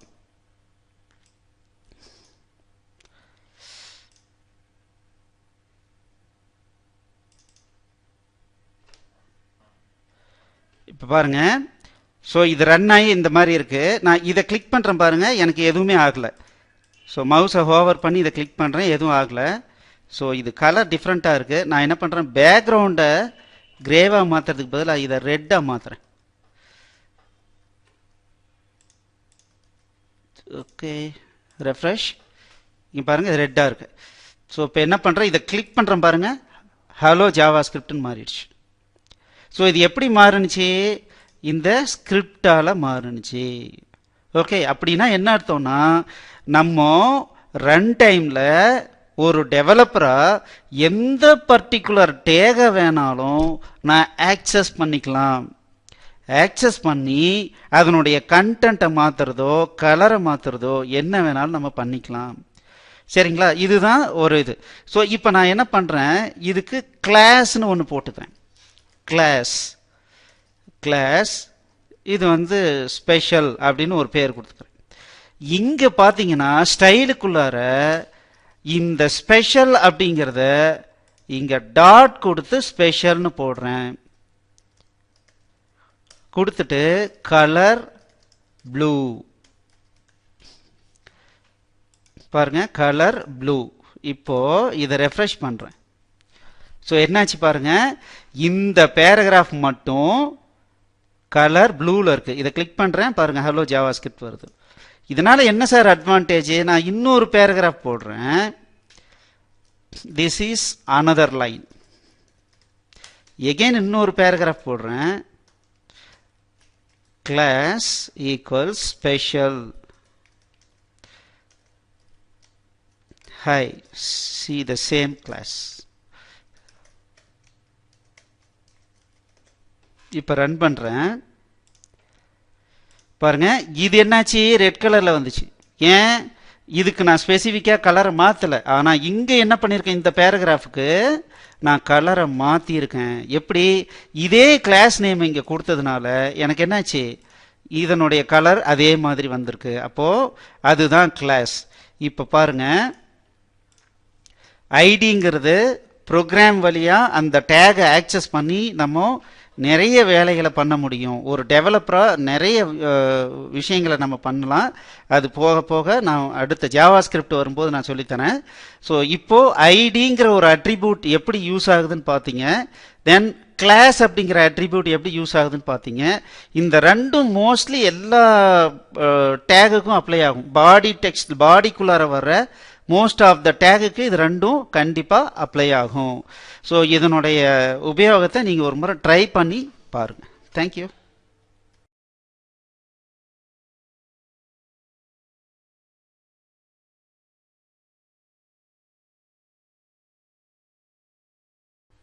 ஓகே, இப்போ நம்ம என்ன பார்த்துட்டு இருக்கோம் அப்படின்னா, பாடி ஆஃப் த டாக்குமெண்ட்டில் என்னென்ன டேக்லாம் யூஸ் பண்ண போகிறோங்கிறத நம்ம பார்த்துட்ருக்கோம். ஸோ ஃபஸ்ட் இப்போ என்ன பார்க்குறோம் அப்படின்னா, செக்ஷன் ஹெட்டிங்ஸ். செக்ஷன் ஹெட்டிங்ஸ் பார்த்தீங்கன்னா H1லேருந்து H6 வரைக்கும் டேக் நேம் இருக்குது, ஸ்பெஷல் டேக் நேம்ஸ். இதில் மெயினாக H1ங்கிறது it is used by search engines. நார்மலாக பேஜினுடைய டைட்டிலும் இந்த H1னுடைய கண்டென்ட்டும் ஒரே மாதிரி இருந்ததுன்னா, ஸோ சர்ச் என்ஜின் அந்த பர்டிகுலர் பேஜுக்கு ஹையஸ்ட் இம்பார்ட்டன்ஸ் கொடுக்கும். அதுவும் இல்லாமல் பேஜ் டைட்டில் எல்லா ப்ரௌசர்லேயும் முழுசாக விசிபிள் ஆகாது. யூசர் அது மேலே ஹோவர் பண்ணி இது என்ன பேஜுன்னு பார்க்க வேண்டிய அவசியம் கிடையாது. அதனால் நம்மளா H1 டேக் யூஸ் பண்ணி டிஸ்பிளே பண்ணோம் அப்படின்னம்னா யூசருக்கு ஹையஸ்ட் விசிபிலிட்டி கிடைக்கும். ஸோ அதை தவிர H2லேருந்து H6 வரைக்கும் ஸோ சப்ஹெட்டிங் சப்ஹெட்டிங் அந்த மாதிரி நம்ம டாக்குமெண்ட்டை பில்டு பண்ணிட்டு போகும்போது எந்த மாதிரி நமக்கு தேவையாக இருக்கோ அந்த மாதிரி நம்ம கொண்டு போயிடலாம். இப்போது நான் என்ன பண்ணுறேன்னா, புது டாக்குமெண்ட்டே ஒன்று ஸ்டார்ட் பண்ணுறேன். ஸோ லாஸ்ட்டாக பண்ண டாக்குமெண்ட்டை ஓப்பன் பண்ணிக்கலாம். இதை அப்படியே சேவேஸ் பண்ணிக்கலாம். 02 ஹெட்டிங்ஸ். ஸோ இந்த ஸ்டைலு ஸ்கிரிப்ட் எல்லாம் தூக்கிடுறேன். பாடியில் H1 hello world HTML document H1. இது H1 க்ளோஸ் ஆயிடுச்சு. H2ல overview H2. H3 headings, say head section H3. சரி, இது H2லேயே போடுறேன்.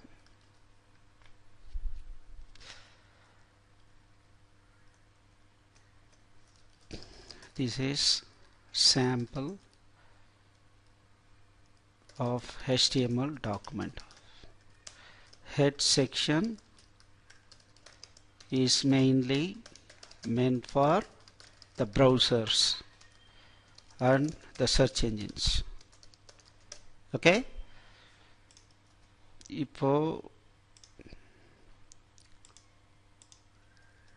02 headings பாருங்க. ஸோ இது H1 டேக் பார்க்கும்போதே பெருசாக டிஸ்பிளே தெரியுது. இது H2 டேக்ஸ். சப்போஸ் இந்த ஹெட் செக்ஷனுக்குள்ளார நான் அடிஷ்னலாக சில கண்டென்ட்டை போட்டு காட்டணும். அப்போ நான் என்ன பண்ணுறேன், H3 போட்டுட்டு title section, title tag. Title tag is used to display the title of the page. H3 meta tag. Meta tags are used to provide some additional information about the page to the browsers and search engines. Okay, so இப்போ பாருங்க. So இந்த H2 விட இந்த H3 take சின்னதாக இருக்கு. So அதுதான் hierarchy. So H1 ஒன்று H2 ஒன்று H1 இது H2 இது தென் H3 இது. ஸோ நம்ம இடத்துக்கு தகுந்த மாதிரி அதை யூஸ் பண்ணிக்கலாம். ஒரு புக்கில் பார்த்தீங்கன்னா இந்த மாதிரி தானே வரும். ஸோ மெயின் சாப்டர் நேம் ஒரு டைட்டிலில் வரும், பெருசாக இருக்கும். அதுக்கப்புறம் மெயின் ஹெட்டிங் ஒரு டைட்டில் இருக்கும். ஸோ அந்த மாதிரி நம்மளுடைய டாக்குமெண்ட்டை பில்டு பண்ணிட்டு போகிறதுக்கு இந்த ஹெட் செக்ஷன்ஸ் யூஸ் ஆகுது. இது H1லேருந்து H6 வரைக்கும் இருக்குது. அந்த அளவுக்கு டெப்த்தாக நம்ம போக வேண்டிய அவசியமே இருக்காது. சரிங்களா? ஸோ இது என்னென்னா எடுத்தோடனே H6 போட்டு அதுக்கப்புறம் H3 போட்டு இந்த மாதிரி கசமுசன்னு யூஸ் பண்ணாதீங்க. ஸோ என்ன ஆர்டராக இருந்தால் கரெக்டாக இருக்கும். H1ன்றது பேஜுக்கு ஒன்று தான் இருக்கணும். H2ங்கிறது எத்தனை வேணாலும் யூஸ் பண்ணுங்கள். H2க்குள்ளார வர்றது H3யாக இருக்கட்டும், H3க்குள்ளார வர்றது H4ஆக இருக்கட்டும். அந்த மாதிரி இருந்ததுன்னா டாக்குமெண்ட்னுடைய ரீடபிலிட்டி ரொம்ப நல்லாயிருக்கும்.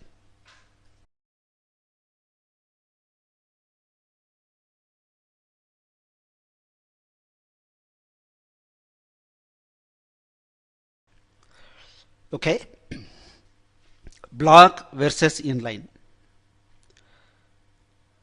In the body of the tag குள்ளார வர்ற எல்லா டேக்ஸுமே இந்த ரெண்டா பிரிக்கலாம்.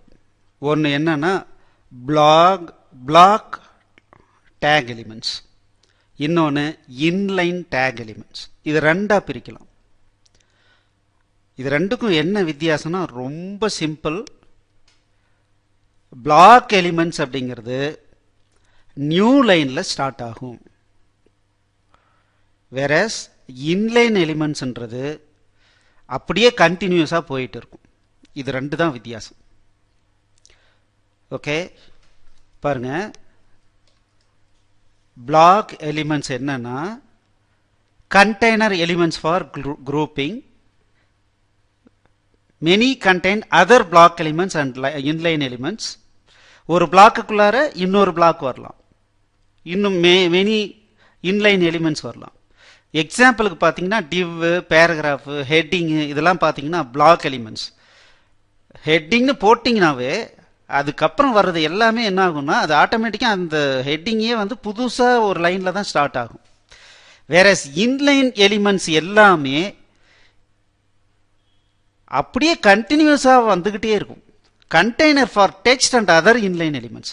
இந்த இன்லைன் எலிமெண்ட்ஸ்ன்றதே எதுக்காகனா this is container for text and other inline elements.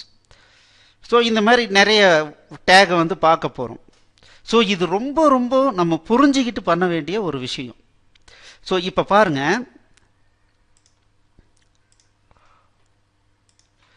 So இந்த H1 எல்லாமே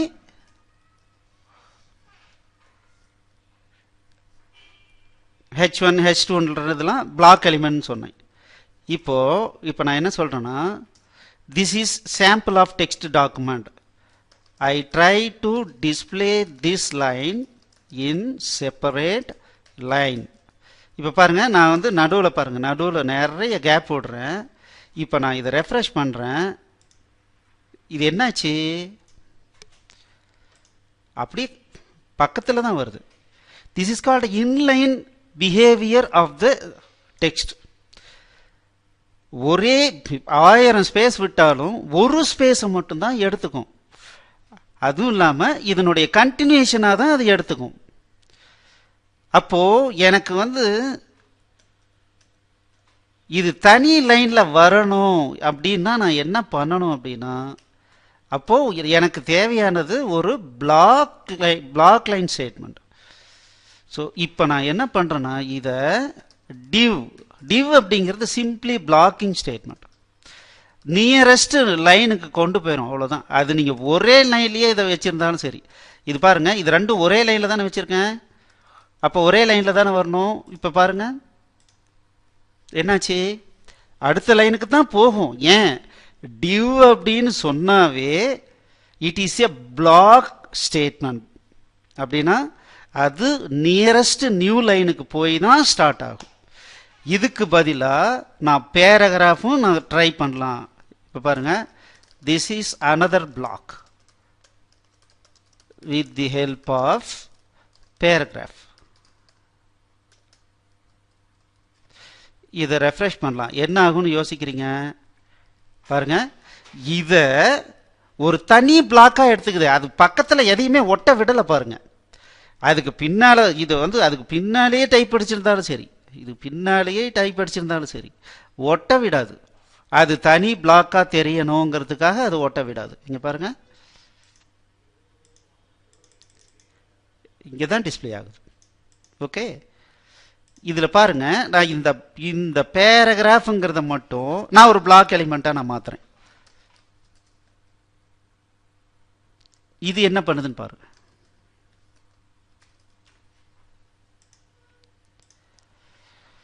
பாருங்க, this is another block with the help of paragraph. Sir அப்படின்னா பிளாக்கும் தனியாக கொண்டு போகுது, பேராகிராஃபும் தனியாக கொண்டு போகுது, டிவ்வும் தனியாக கொண்டு போகுதுன்னா எதுக்காக டிவ்னு ஒன்று உருவாக்குனாங்க அப்படின்னா இந்த லைன் ஸ்பேசிங் தான் டிஃப்ரென்ஸு. இங்கே பாருங்க, நான் இங்கே பேராகிராஃப்னு கொடுத்துருக்கேன். இந்த அந்த பர்டிகுலர் பேராகிராஃப்குள்ளார என்ன கான்டென்ட் இருக்கோ அதுக்கு முன்னாடியும் பின்னாடியும் எவ்வளோ ஸ்பேஸ் வருது பாருங்க. வேற டிவ் இது வந்து டிவ்ல இருக்கு. இந்த டிவ் எலிமெண்ட்டு அதுக்கு முன்னாடியும் பின்னாலும் என்ன ஸ்பேசிங் இருக்கு? ஸ்பேசிங்கே இல்லை. ஆனால் அது ஒரு தனி பிளாக்காக தனி லைனில் வந்துடுச்சு இல்லைங்களா? ஸோ இதை பேஸ் பண்ணி நம்ம தனித்தனியாக வருது, அவ்வளோதான். ஸோ இது இப்போ உங்களுக்கு ஒரு ஐடியா கிடைச்சிருக்குன்னு நினைக்கிறேன். அதே மாதிரி பாருங்கள், இது வந்து இப்போ நான் இங்கே என்ன பண்ணுறேன், டிஸ்பிளே செப்பரேட் லைனுங்கிறத நான் போல்டு கொடுக்குறேன், செப்பரேட்டுங்கிறத போல்டு கொடுக்குறேன். இப்போ ரெஃப்ரெஷ் பண்ணுறேன், அது என்ன பண்ணுச்சு, அதெல்லாம் இன்லைன் எலிமெண்ட். இந்த போல்டுங்கிறது இன்லைன் எலிமெண்ட், அப்படியே கண்டினியூஷனாக போயிட்டே இருக்கும். அதனுடைய எஃபெக்டை மட்டும் கொடுத்துட்டு போகும். சில டைமில் அதை ஒரு புது கண்டென்ட்டை கிரியேட் பண்ணும். அது என்ன வேணாலும் இருக்கலாம், but it is inline element. அந்த கண்டென்ட்டை அப்படியே ஃப்ளோவில் வச்சுக்குமே ஒழிய அதை தனியாக பிரிக்காது. ஸோ அவ்வளோதான். ஸோ இப்போ இந்த பிளாக்குக்கும் இன்லைனுக்கும் உங்களுக்கு டிஃப்ரென்ஸ் நல்லா தெரிஞ்சதுன்னா அது ரொம்ப உபயோகமாக இருக்கும். தேங்க்யூ.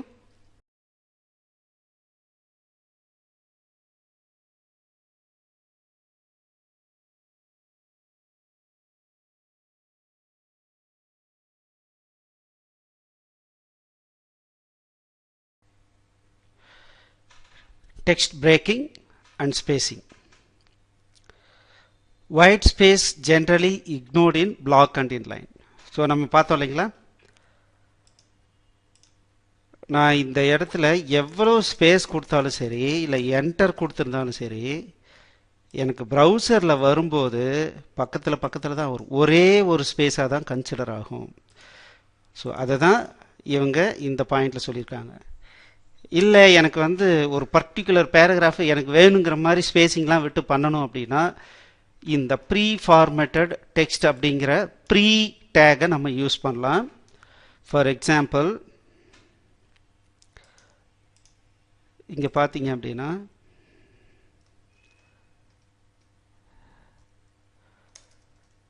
இங்கே என்ன பண்ணுறேன், ப்ரீ அப்படின்னு போட்டுட்டு okay, here the rows is the rows is the rows. I found it in your card. It was amazing. Breeze, wonderful experience.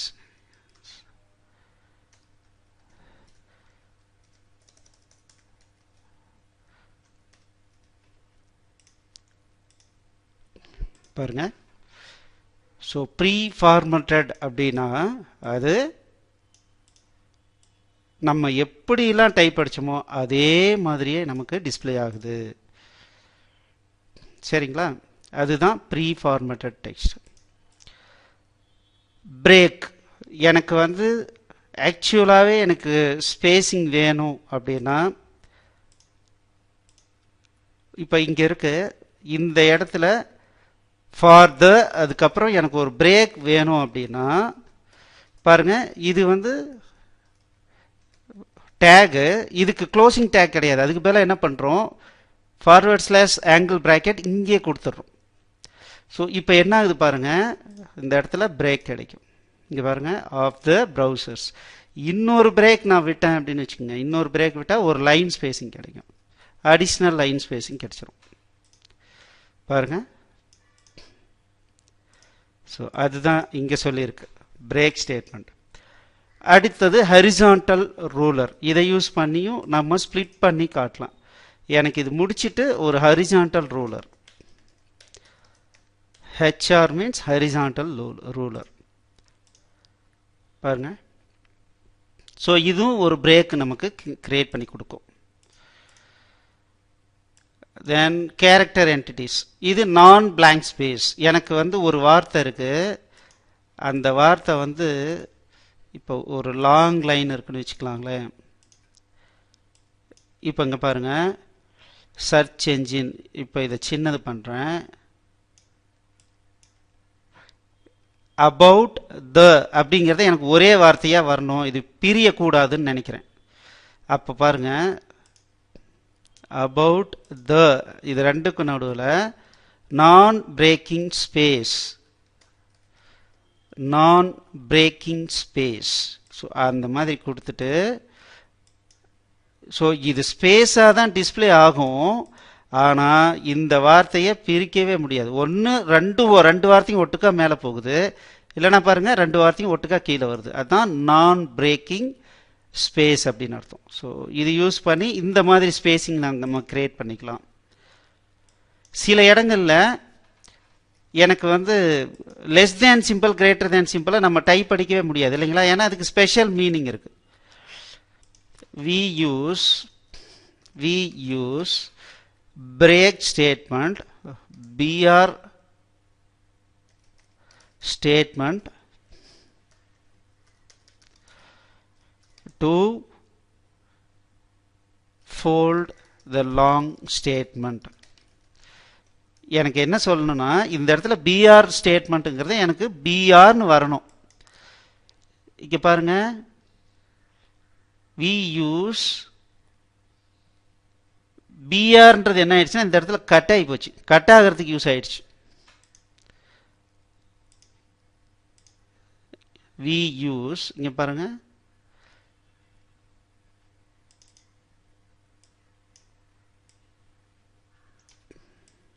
பாருங்க we யூஸ்க்கு அப்புறம் பிரேக் ஆயிடுது இல்லைங்களா. எனக்கு ஆக்சுவலாக என்ன ஆகணும் அப்படின்னா, அந்த இடத்துல அந்த கேரக்டர் வரணும். அப்போ இந்த லெஸ் தேனுக்கு ஆம்பர்சண்ட் எல்டி லெஸ் தேன், இந்த இடத்துல ampersand greater than, GT means greater than, LT means lesser than. அதே மாதிரி ஆம்பர்சண்ட் நான் பிரேக்கிங் ஸ்பேஸ் செமிகோலன். இப்போ பாருங்க, we use break statement to fold the long statement. Okay, break tag to fold long statement. பாருங்க, பிரேக்ன்றது அப்படியே வருது. So இந்த மாதிரியான இடத்துல நம்ம என்ன யூஸ் பண்ணுறோம், HTML மார்க்அப் கேரக்டர்னு சொல்கிறாங்க. ஸோ இந்த மாதிரி சில மார்க்அப் கேரக்டர்லாம் இருக்குது. இதை நீங்கள் வந்து W3 ஸ்கூல்ஸில் போயிட்டு நீங்கள் ஐடென்டிஃபை பண்ணிக்கோங்க. ஏன்னா எல்லாமே உடனே தேவையில்லை, நீங்கள் ஃப்ரீ டைம் கிடைக்கும் போது அதை போய் நீங்கள் பார்த்து தெரிஞ்சுக்கிங்க. ஸோ இதுதான் டெக்ஸ்ட் பிரேக்கிங் அண்ட் ஸ்பேசிங். நம்மளா வந்து பிரேக் விடணும்னா என்ன பண்ணும், ஸோ அதுக்குண்டான சில டேக்ஸை இப்போ நம்ம பார்த்தோம்.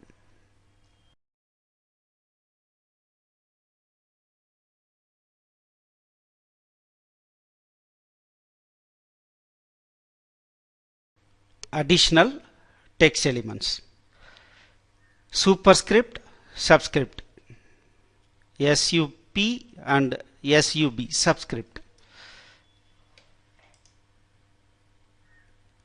இப்போ H2O அப்படின்னு அடிக்கணும், H2O. இந்த 2 வந்து சப்ஸ்கிரிப்ட் ஆகணும் அப்படின்னா SUB போட்டுக்கலாம், அது சப்ஸ்கிரிப்ட். இப்போ பாருங்க,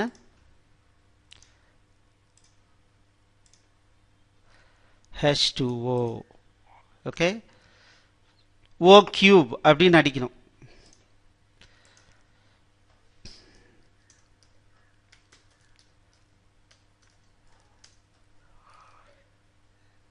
A square equals B square minus C square. So இது super script.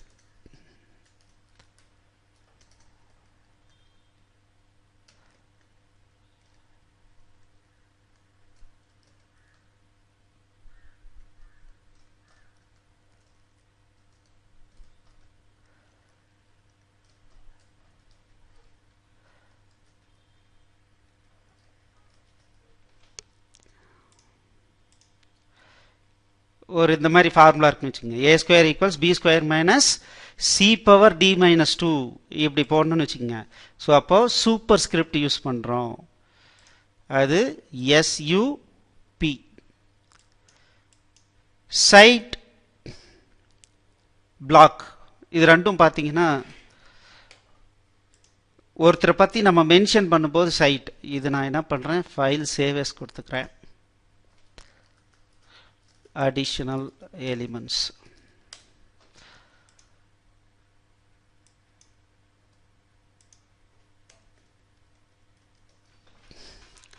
site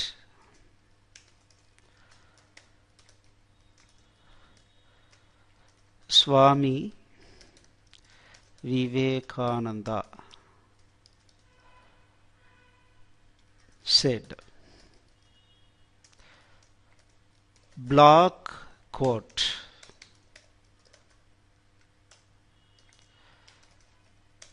Arise, awake, and stop not until you reach your goal.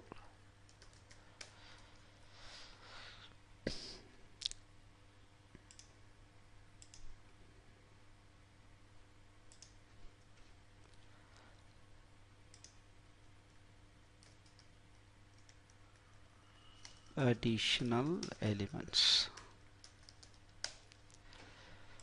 பாருங்க, சைட்னு போட்டதுனால அதனுடைய ப்ரெசன்டேஷன் டிஃப்ரெண்ட்டாக தெரியுது. Set rise awake and stop not.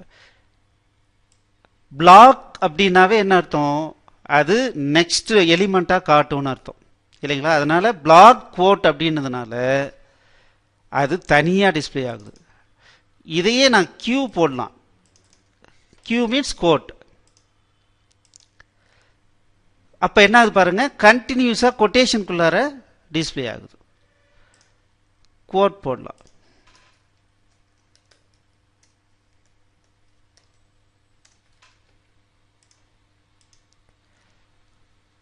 So இந்த மாதிரி வருது.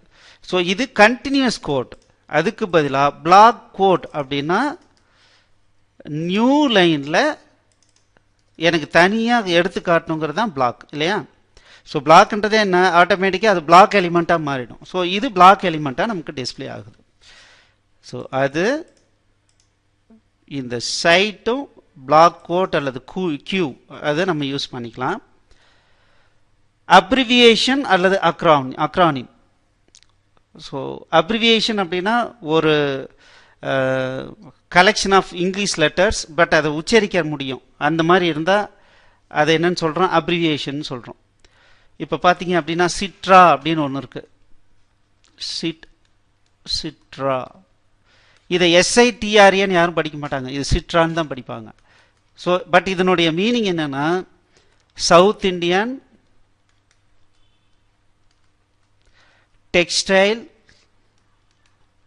Research association.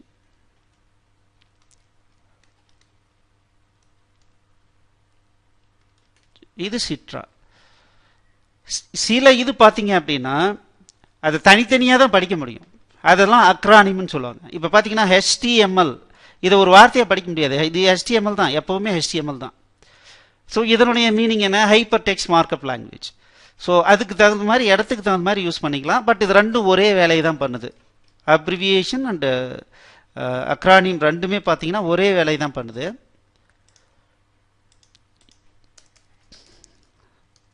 அப்ரிவியேஷன் டைட்டில் என்னன்னா South Indian Textiles Research Association சிட்ரா.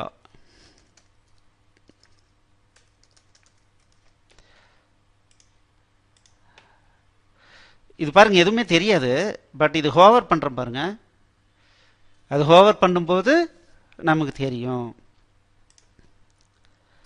is located at Avinasi Road, Coimbatore.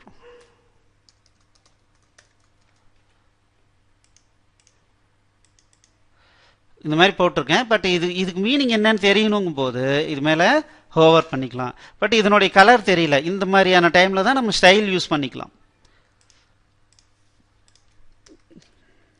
So head செக்ஷனில் நான் இப்போ என்ன பண்ணுறேன், ஸ்டைல் பண்ணுறேன் பாருங்கள். இது என்ன அப்ரிவியேஷன். அப்ரிவியேஷன் எல்லாம் கலர் அப்படின்னா டெக்ஸ்ட் கலர் பிங்க்னு கொடுக்குறேன். பாருங்க, ரெட், கிரீன், ப்ளூ, ரெண்டு digit red, 2 digit green, 2 digit blue. So full ரெட்டுன்றதுனால டபுள் எஃப் கொடுத்துருக்கேன். பாருங்க, South Indian Textiles Research Association. Okay, இதே மாதிரி அக்ரானிம் ஒன்று போடுவோமே. Acronym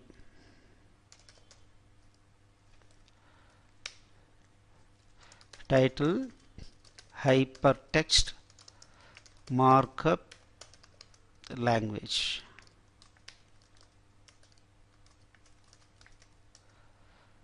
HTML is going to be the future of all the applications.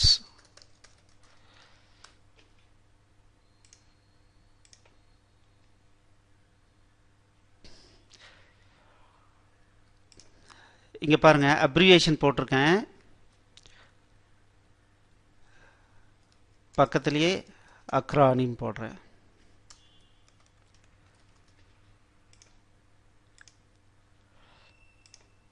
Gamma acronym பாருங்க. So இது ரெண்டுக்கும் ஒரே ஸ்டைல் அப்ளை பண்ணியிருக்கேன். ஸோ டேக் நேம் பார்த்தீங்கன்னா மல்டிபிள் டேக் நேம் இந்த மாதிரி கொடுத்து நான் இந்த மாதிரி ஸ்டைலை டிஃபைன் பண்ணலாம். ஸோ இதை பற்றி நம்ம ஃப்யூச்சரில் பார்க்க போகிறோம்.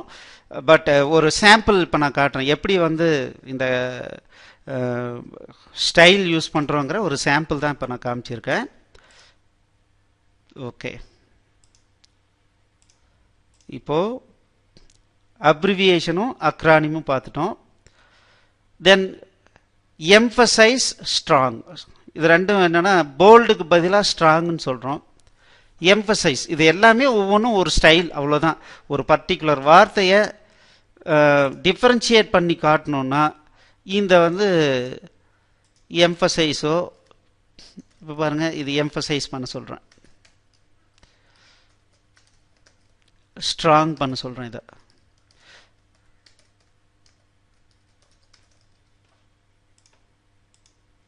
பாருங்க, இது எம்ஃபசைஸ் ஸ்ட்ராங். ஸோ வித்தியாசம் தெரியுது இல்லைங்களா? ஸோ அந்த மாதிரி டிஃப்ரெண்ட்டாக காட்டணும் அப்படின்னா இதை நம்ம யூஸ் பண்ணிக்கலாம். Emphasize and strong. Code and sample, இது எதுக்காக அப்படின்னா சோர்ஸ் கோடு நம்ம டைப் அடித்த மாதிரி காட்டணும் அப்படின்னா கோடு யூஸ் பண்ணலாம். இல்லை அவுட்புட், அதனுடைய அவுட்புட் காட்டணும்னா சாம்பிள் டேக்குள்ளார காமிக்கலாம். அதே மாதிரி கீபோர்டில் இன்புட் கொடுத்த மாதிரியோ இல்லை வேரியபிள் டிக்ளேர் பண்ண மாதிரியோ காட்டணும் அப்படின்னா இந்த கீபோர்ட் வேர் இதெல்லாம் யூஸ் பண்ணலாம். ஸோ இதெல்லாம் நம்ம ரொம்ப ரேராக யூஸ் பண்ணிக்கிறோம். பட் ஒரு ஐடியா உங்களுக்கு கிடைச்சிருக்கும். இதை பற்றி டீப்பாக நாலேஜ் கிடைக்கணும் அப்படின்னா w3schools.comக்கு நீங்கள் போய் தெரிஞ்சுக்கிங்க. தேங்க்யூ.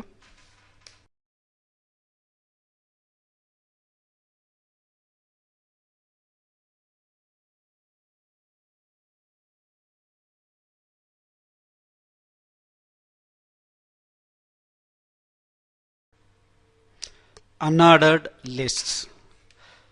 ஸோ எனக்கு என்ன பண்ணணும்னா லிஸ்ட் ஆஃப் ஐட்டம்ஸ் எனக்கு டிஸ்பிளே பண்ணணும் அப்படின்னா அன்ஆர்டர்ட் லிஸ்ட்டை நான் யூஸ் பண்ணிக்கலாம். ஸோ இது எப்படின்ற ஒரு சாம்பிள் பார்க்கலாம்.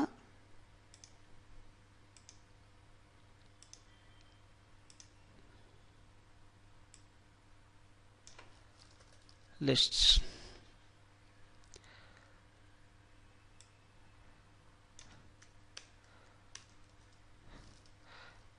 unordered list sample.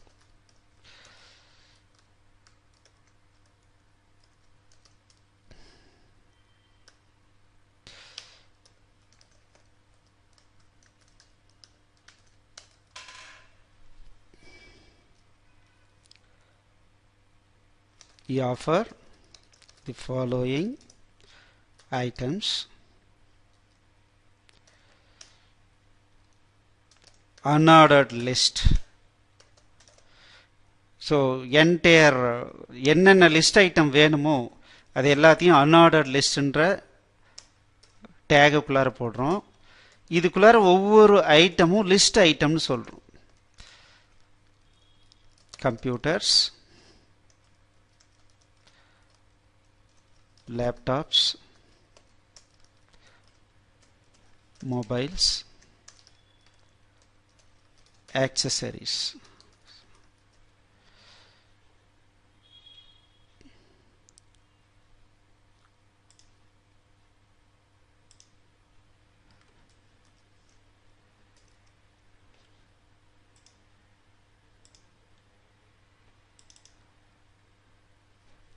ஸோ இதுதான் புல்லட்டட் லிஸ்ட் அல்லது அன்ஆர்டர்ட் லிஸ்ட்னு சொல்கிறோம். ஸோ இந்த மாதிரி நம்ம ஸ்பெசிஃபிக்காக இந்த மாதிரி டாட் பண்ணி காட்டணும் அப்படின்னா நம்ம இதை யூஸ் பண்ணிக்கலாம், அன்ஆர்டர்ட் லிஸ்ட்டை யூஸ் பண்ணிக்கலாம்.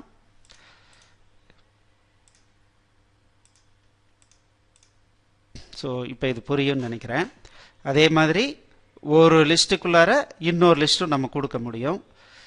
இதை நெஸ்ட் பண்ணிக்கலாம். இப்போ கம்ப்யூட்டர்ஸ்னு வச்சுங்களேன், இதுக்குள்ளார ஒரு அன்ஆர்டர் லிஸ்ட் நான் கொடுக்கலாம். List item HCL, Wipro,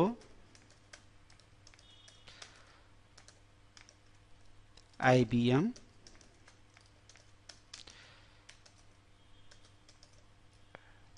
Dell.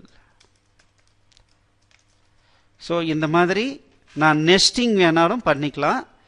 இது எப்படி வருது பாருங்க, இந்த மாதிரி வருது. ஸோ இதுதான் listing.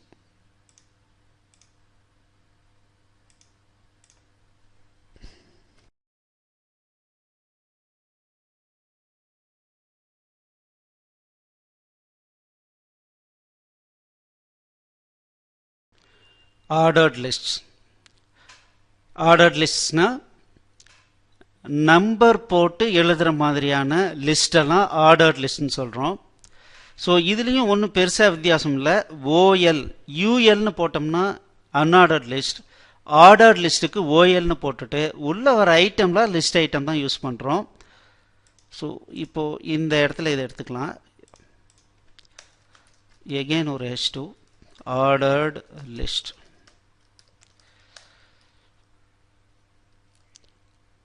We offer the morning and evening tiffin items as given below.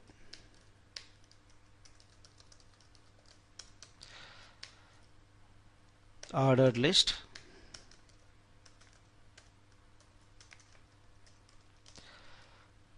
list item, morning tiffin.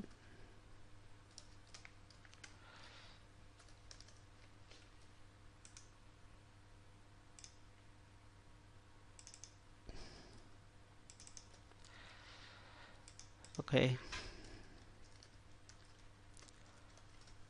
evening.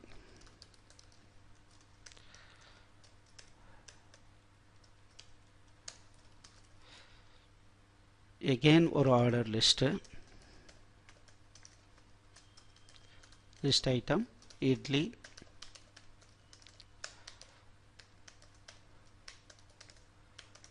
Dosa,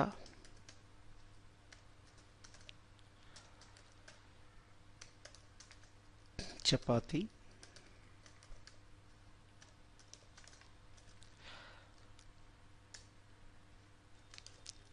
இங்கே என்ன பண்ணுறோன்னா எகெயின்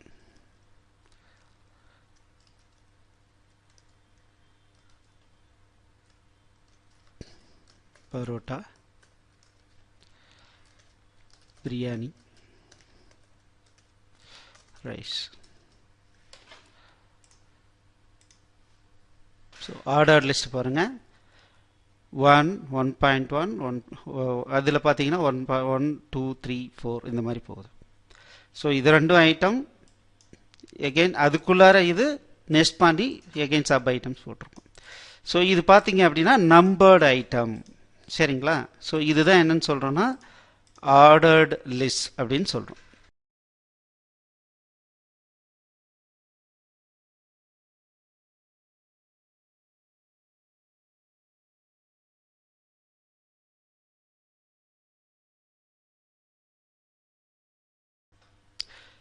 டெஃபினிஷன் லிஸ்ட் எனக்கு வந்து வரிசையாக டெஃபினிஷன் டேர்ம் போட்டு அதனுடைய எக்ஸ்பிளனேஷன் டிஸ்பிளே பண்ணணுன்னா டெஃபினிஷன் லிஸ்ட்டை நான் யூஸ் பண்ணலாம். ஸோ எகெயின் ஒரு H2 போடுவோம். Definition list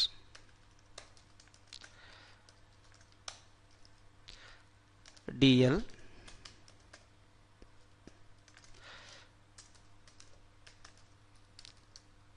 definition term definition description.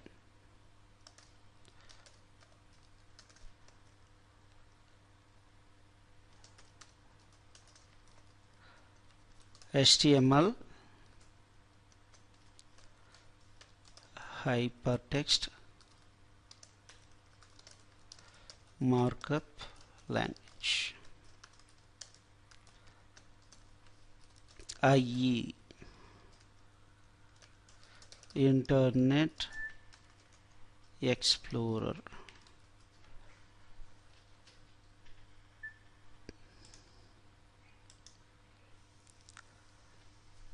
So இதுதான் டெஃபினிஷன் லிஸ்ட்ஸ். ஸோ நம்மளுடைய டாக்குமெண்ட்டில் இந்த மாதிரி டெஃபினிஷன்ஸ்லாம் கீழே பண்ணணும் அப்படின்னா நம்ம இந்த மாதிரி யூஸ் பண்ணிக்கலாம்.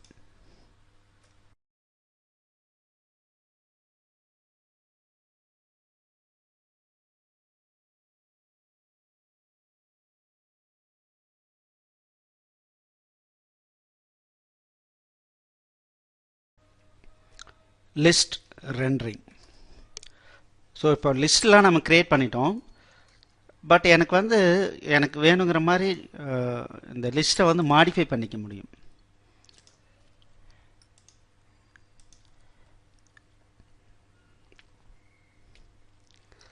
இப்போ அன்ஆர்டர்ட் லிஸ்ட் இருக்குது.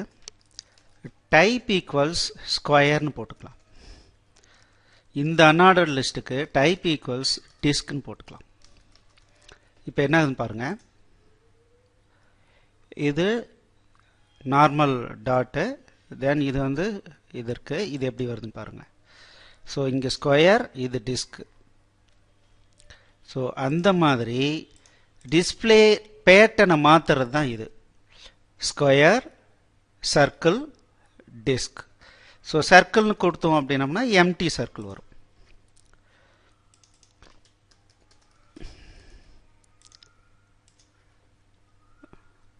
ஸோ இந்த மாதிரி மாற்றிக்கலாம். அதே மாதிரி ஆர்டர் லிஸ்ட்டு, இது ஏபிசின்னு ஸ்டார்ட் ஆகணும், ஏபின்னு வரணும். இது 1 2 3 4 5 6 7 வரணும். அப்போ பாருங்கள், ஆர்டர் லிஸ்ட்டு டைப் ஈக்குவல்ஸ் ஏ,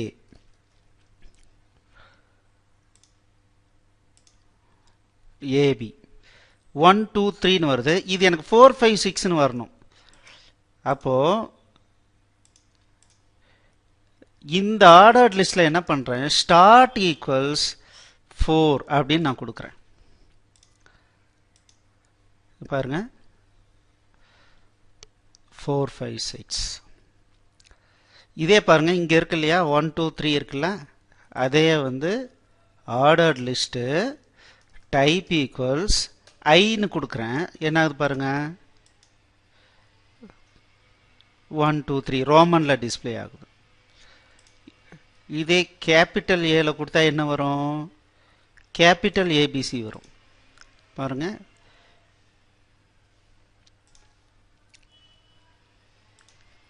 டைப் பாருங்க,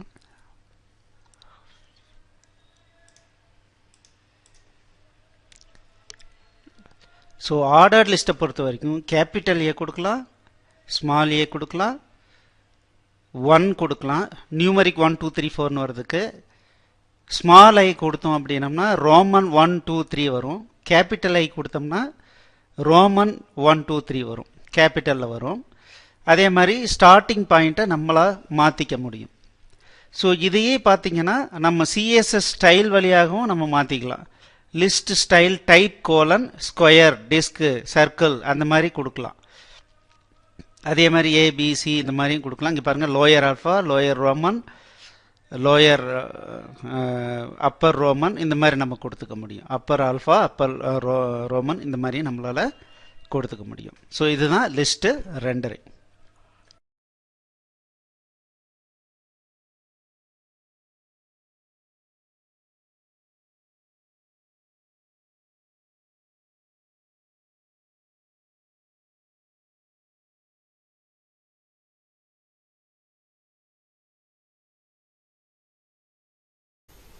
hi, my name is Dakshinamurthy. So நான் தான் இந்த கோர்ஸை வந்து இவ்வளோ நேரம் நடத்திட்டு இருந்தேன்.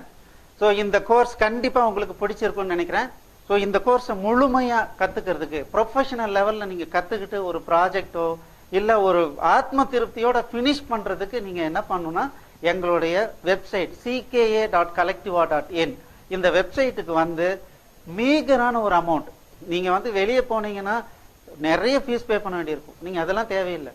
ரொம்ப கம்மியான அமௌண்ட்டில் எங்களுடைய வெப்சைட்டில் நீங்கள் கற்றுக்க முடியும்.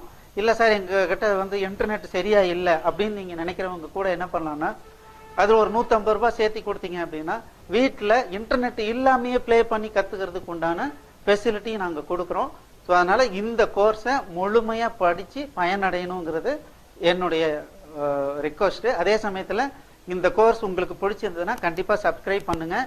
உங்களுடைய நல்ல கமெண்ட்டை நீங்கள் போடுங்க, லைக் போடுங்க.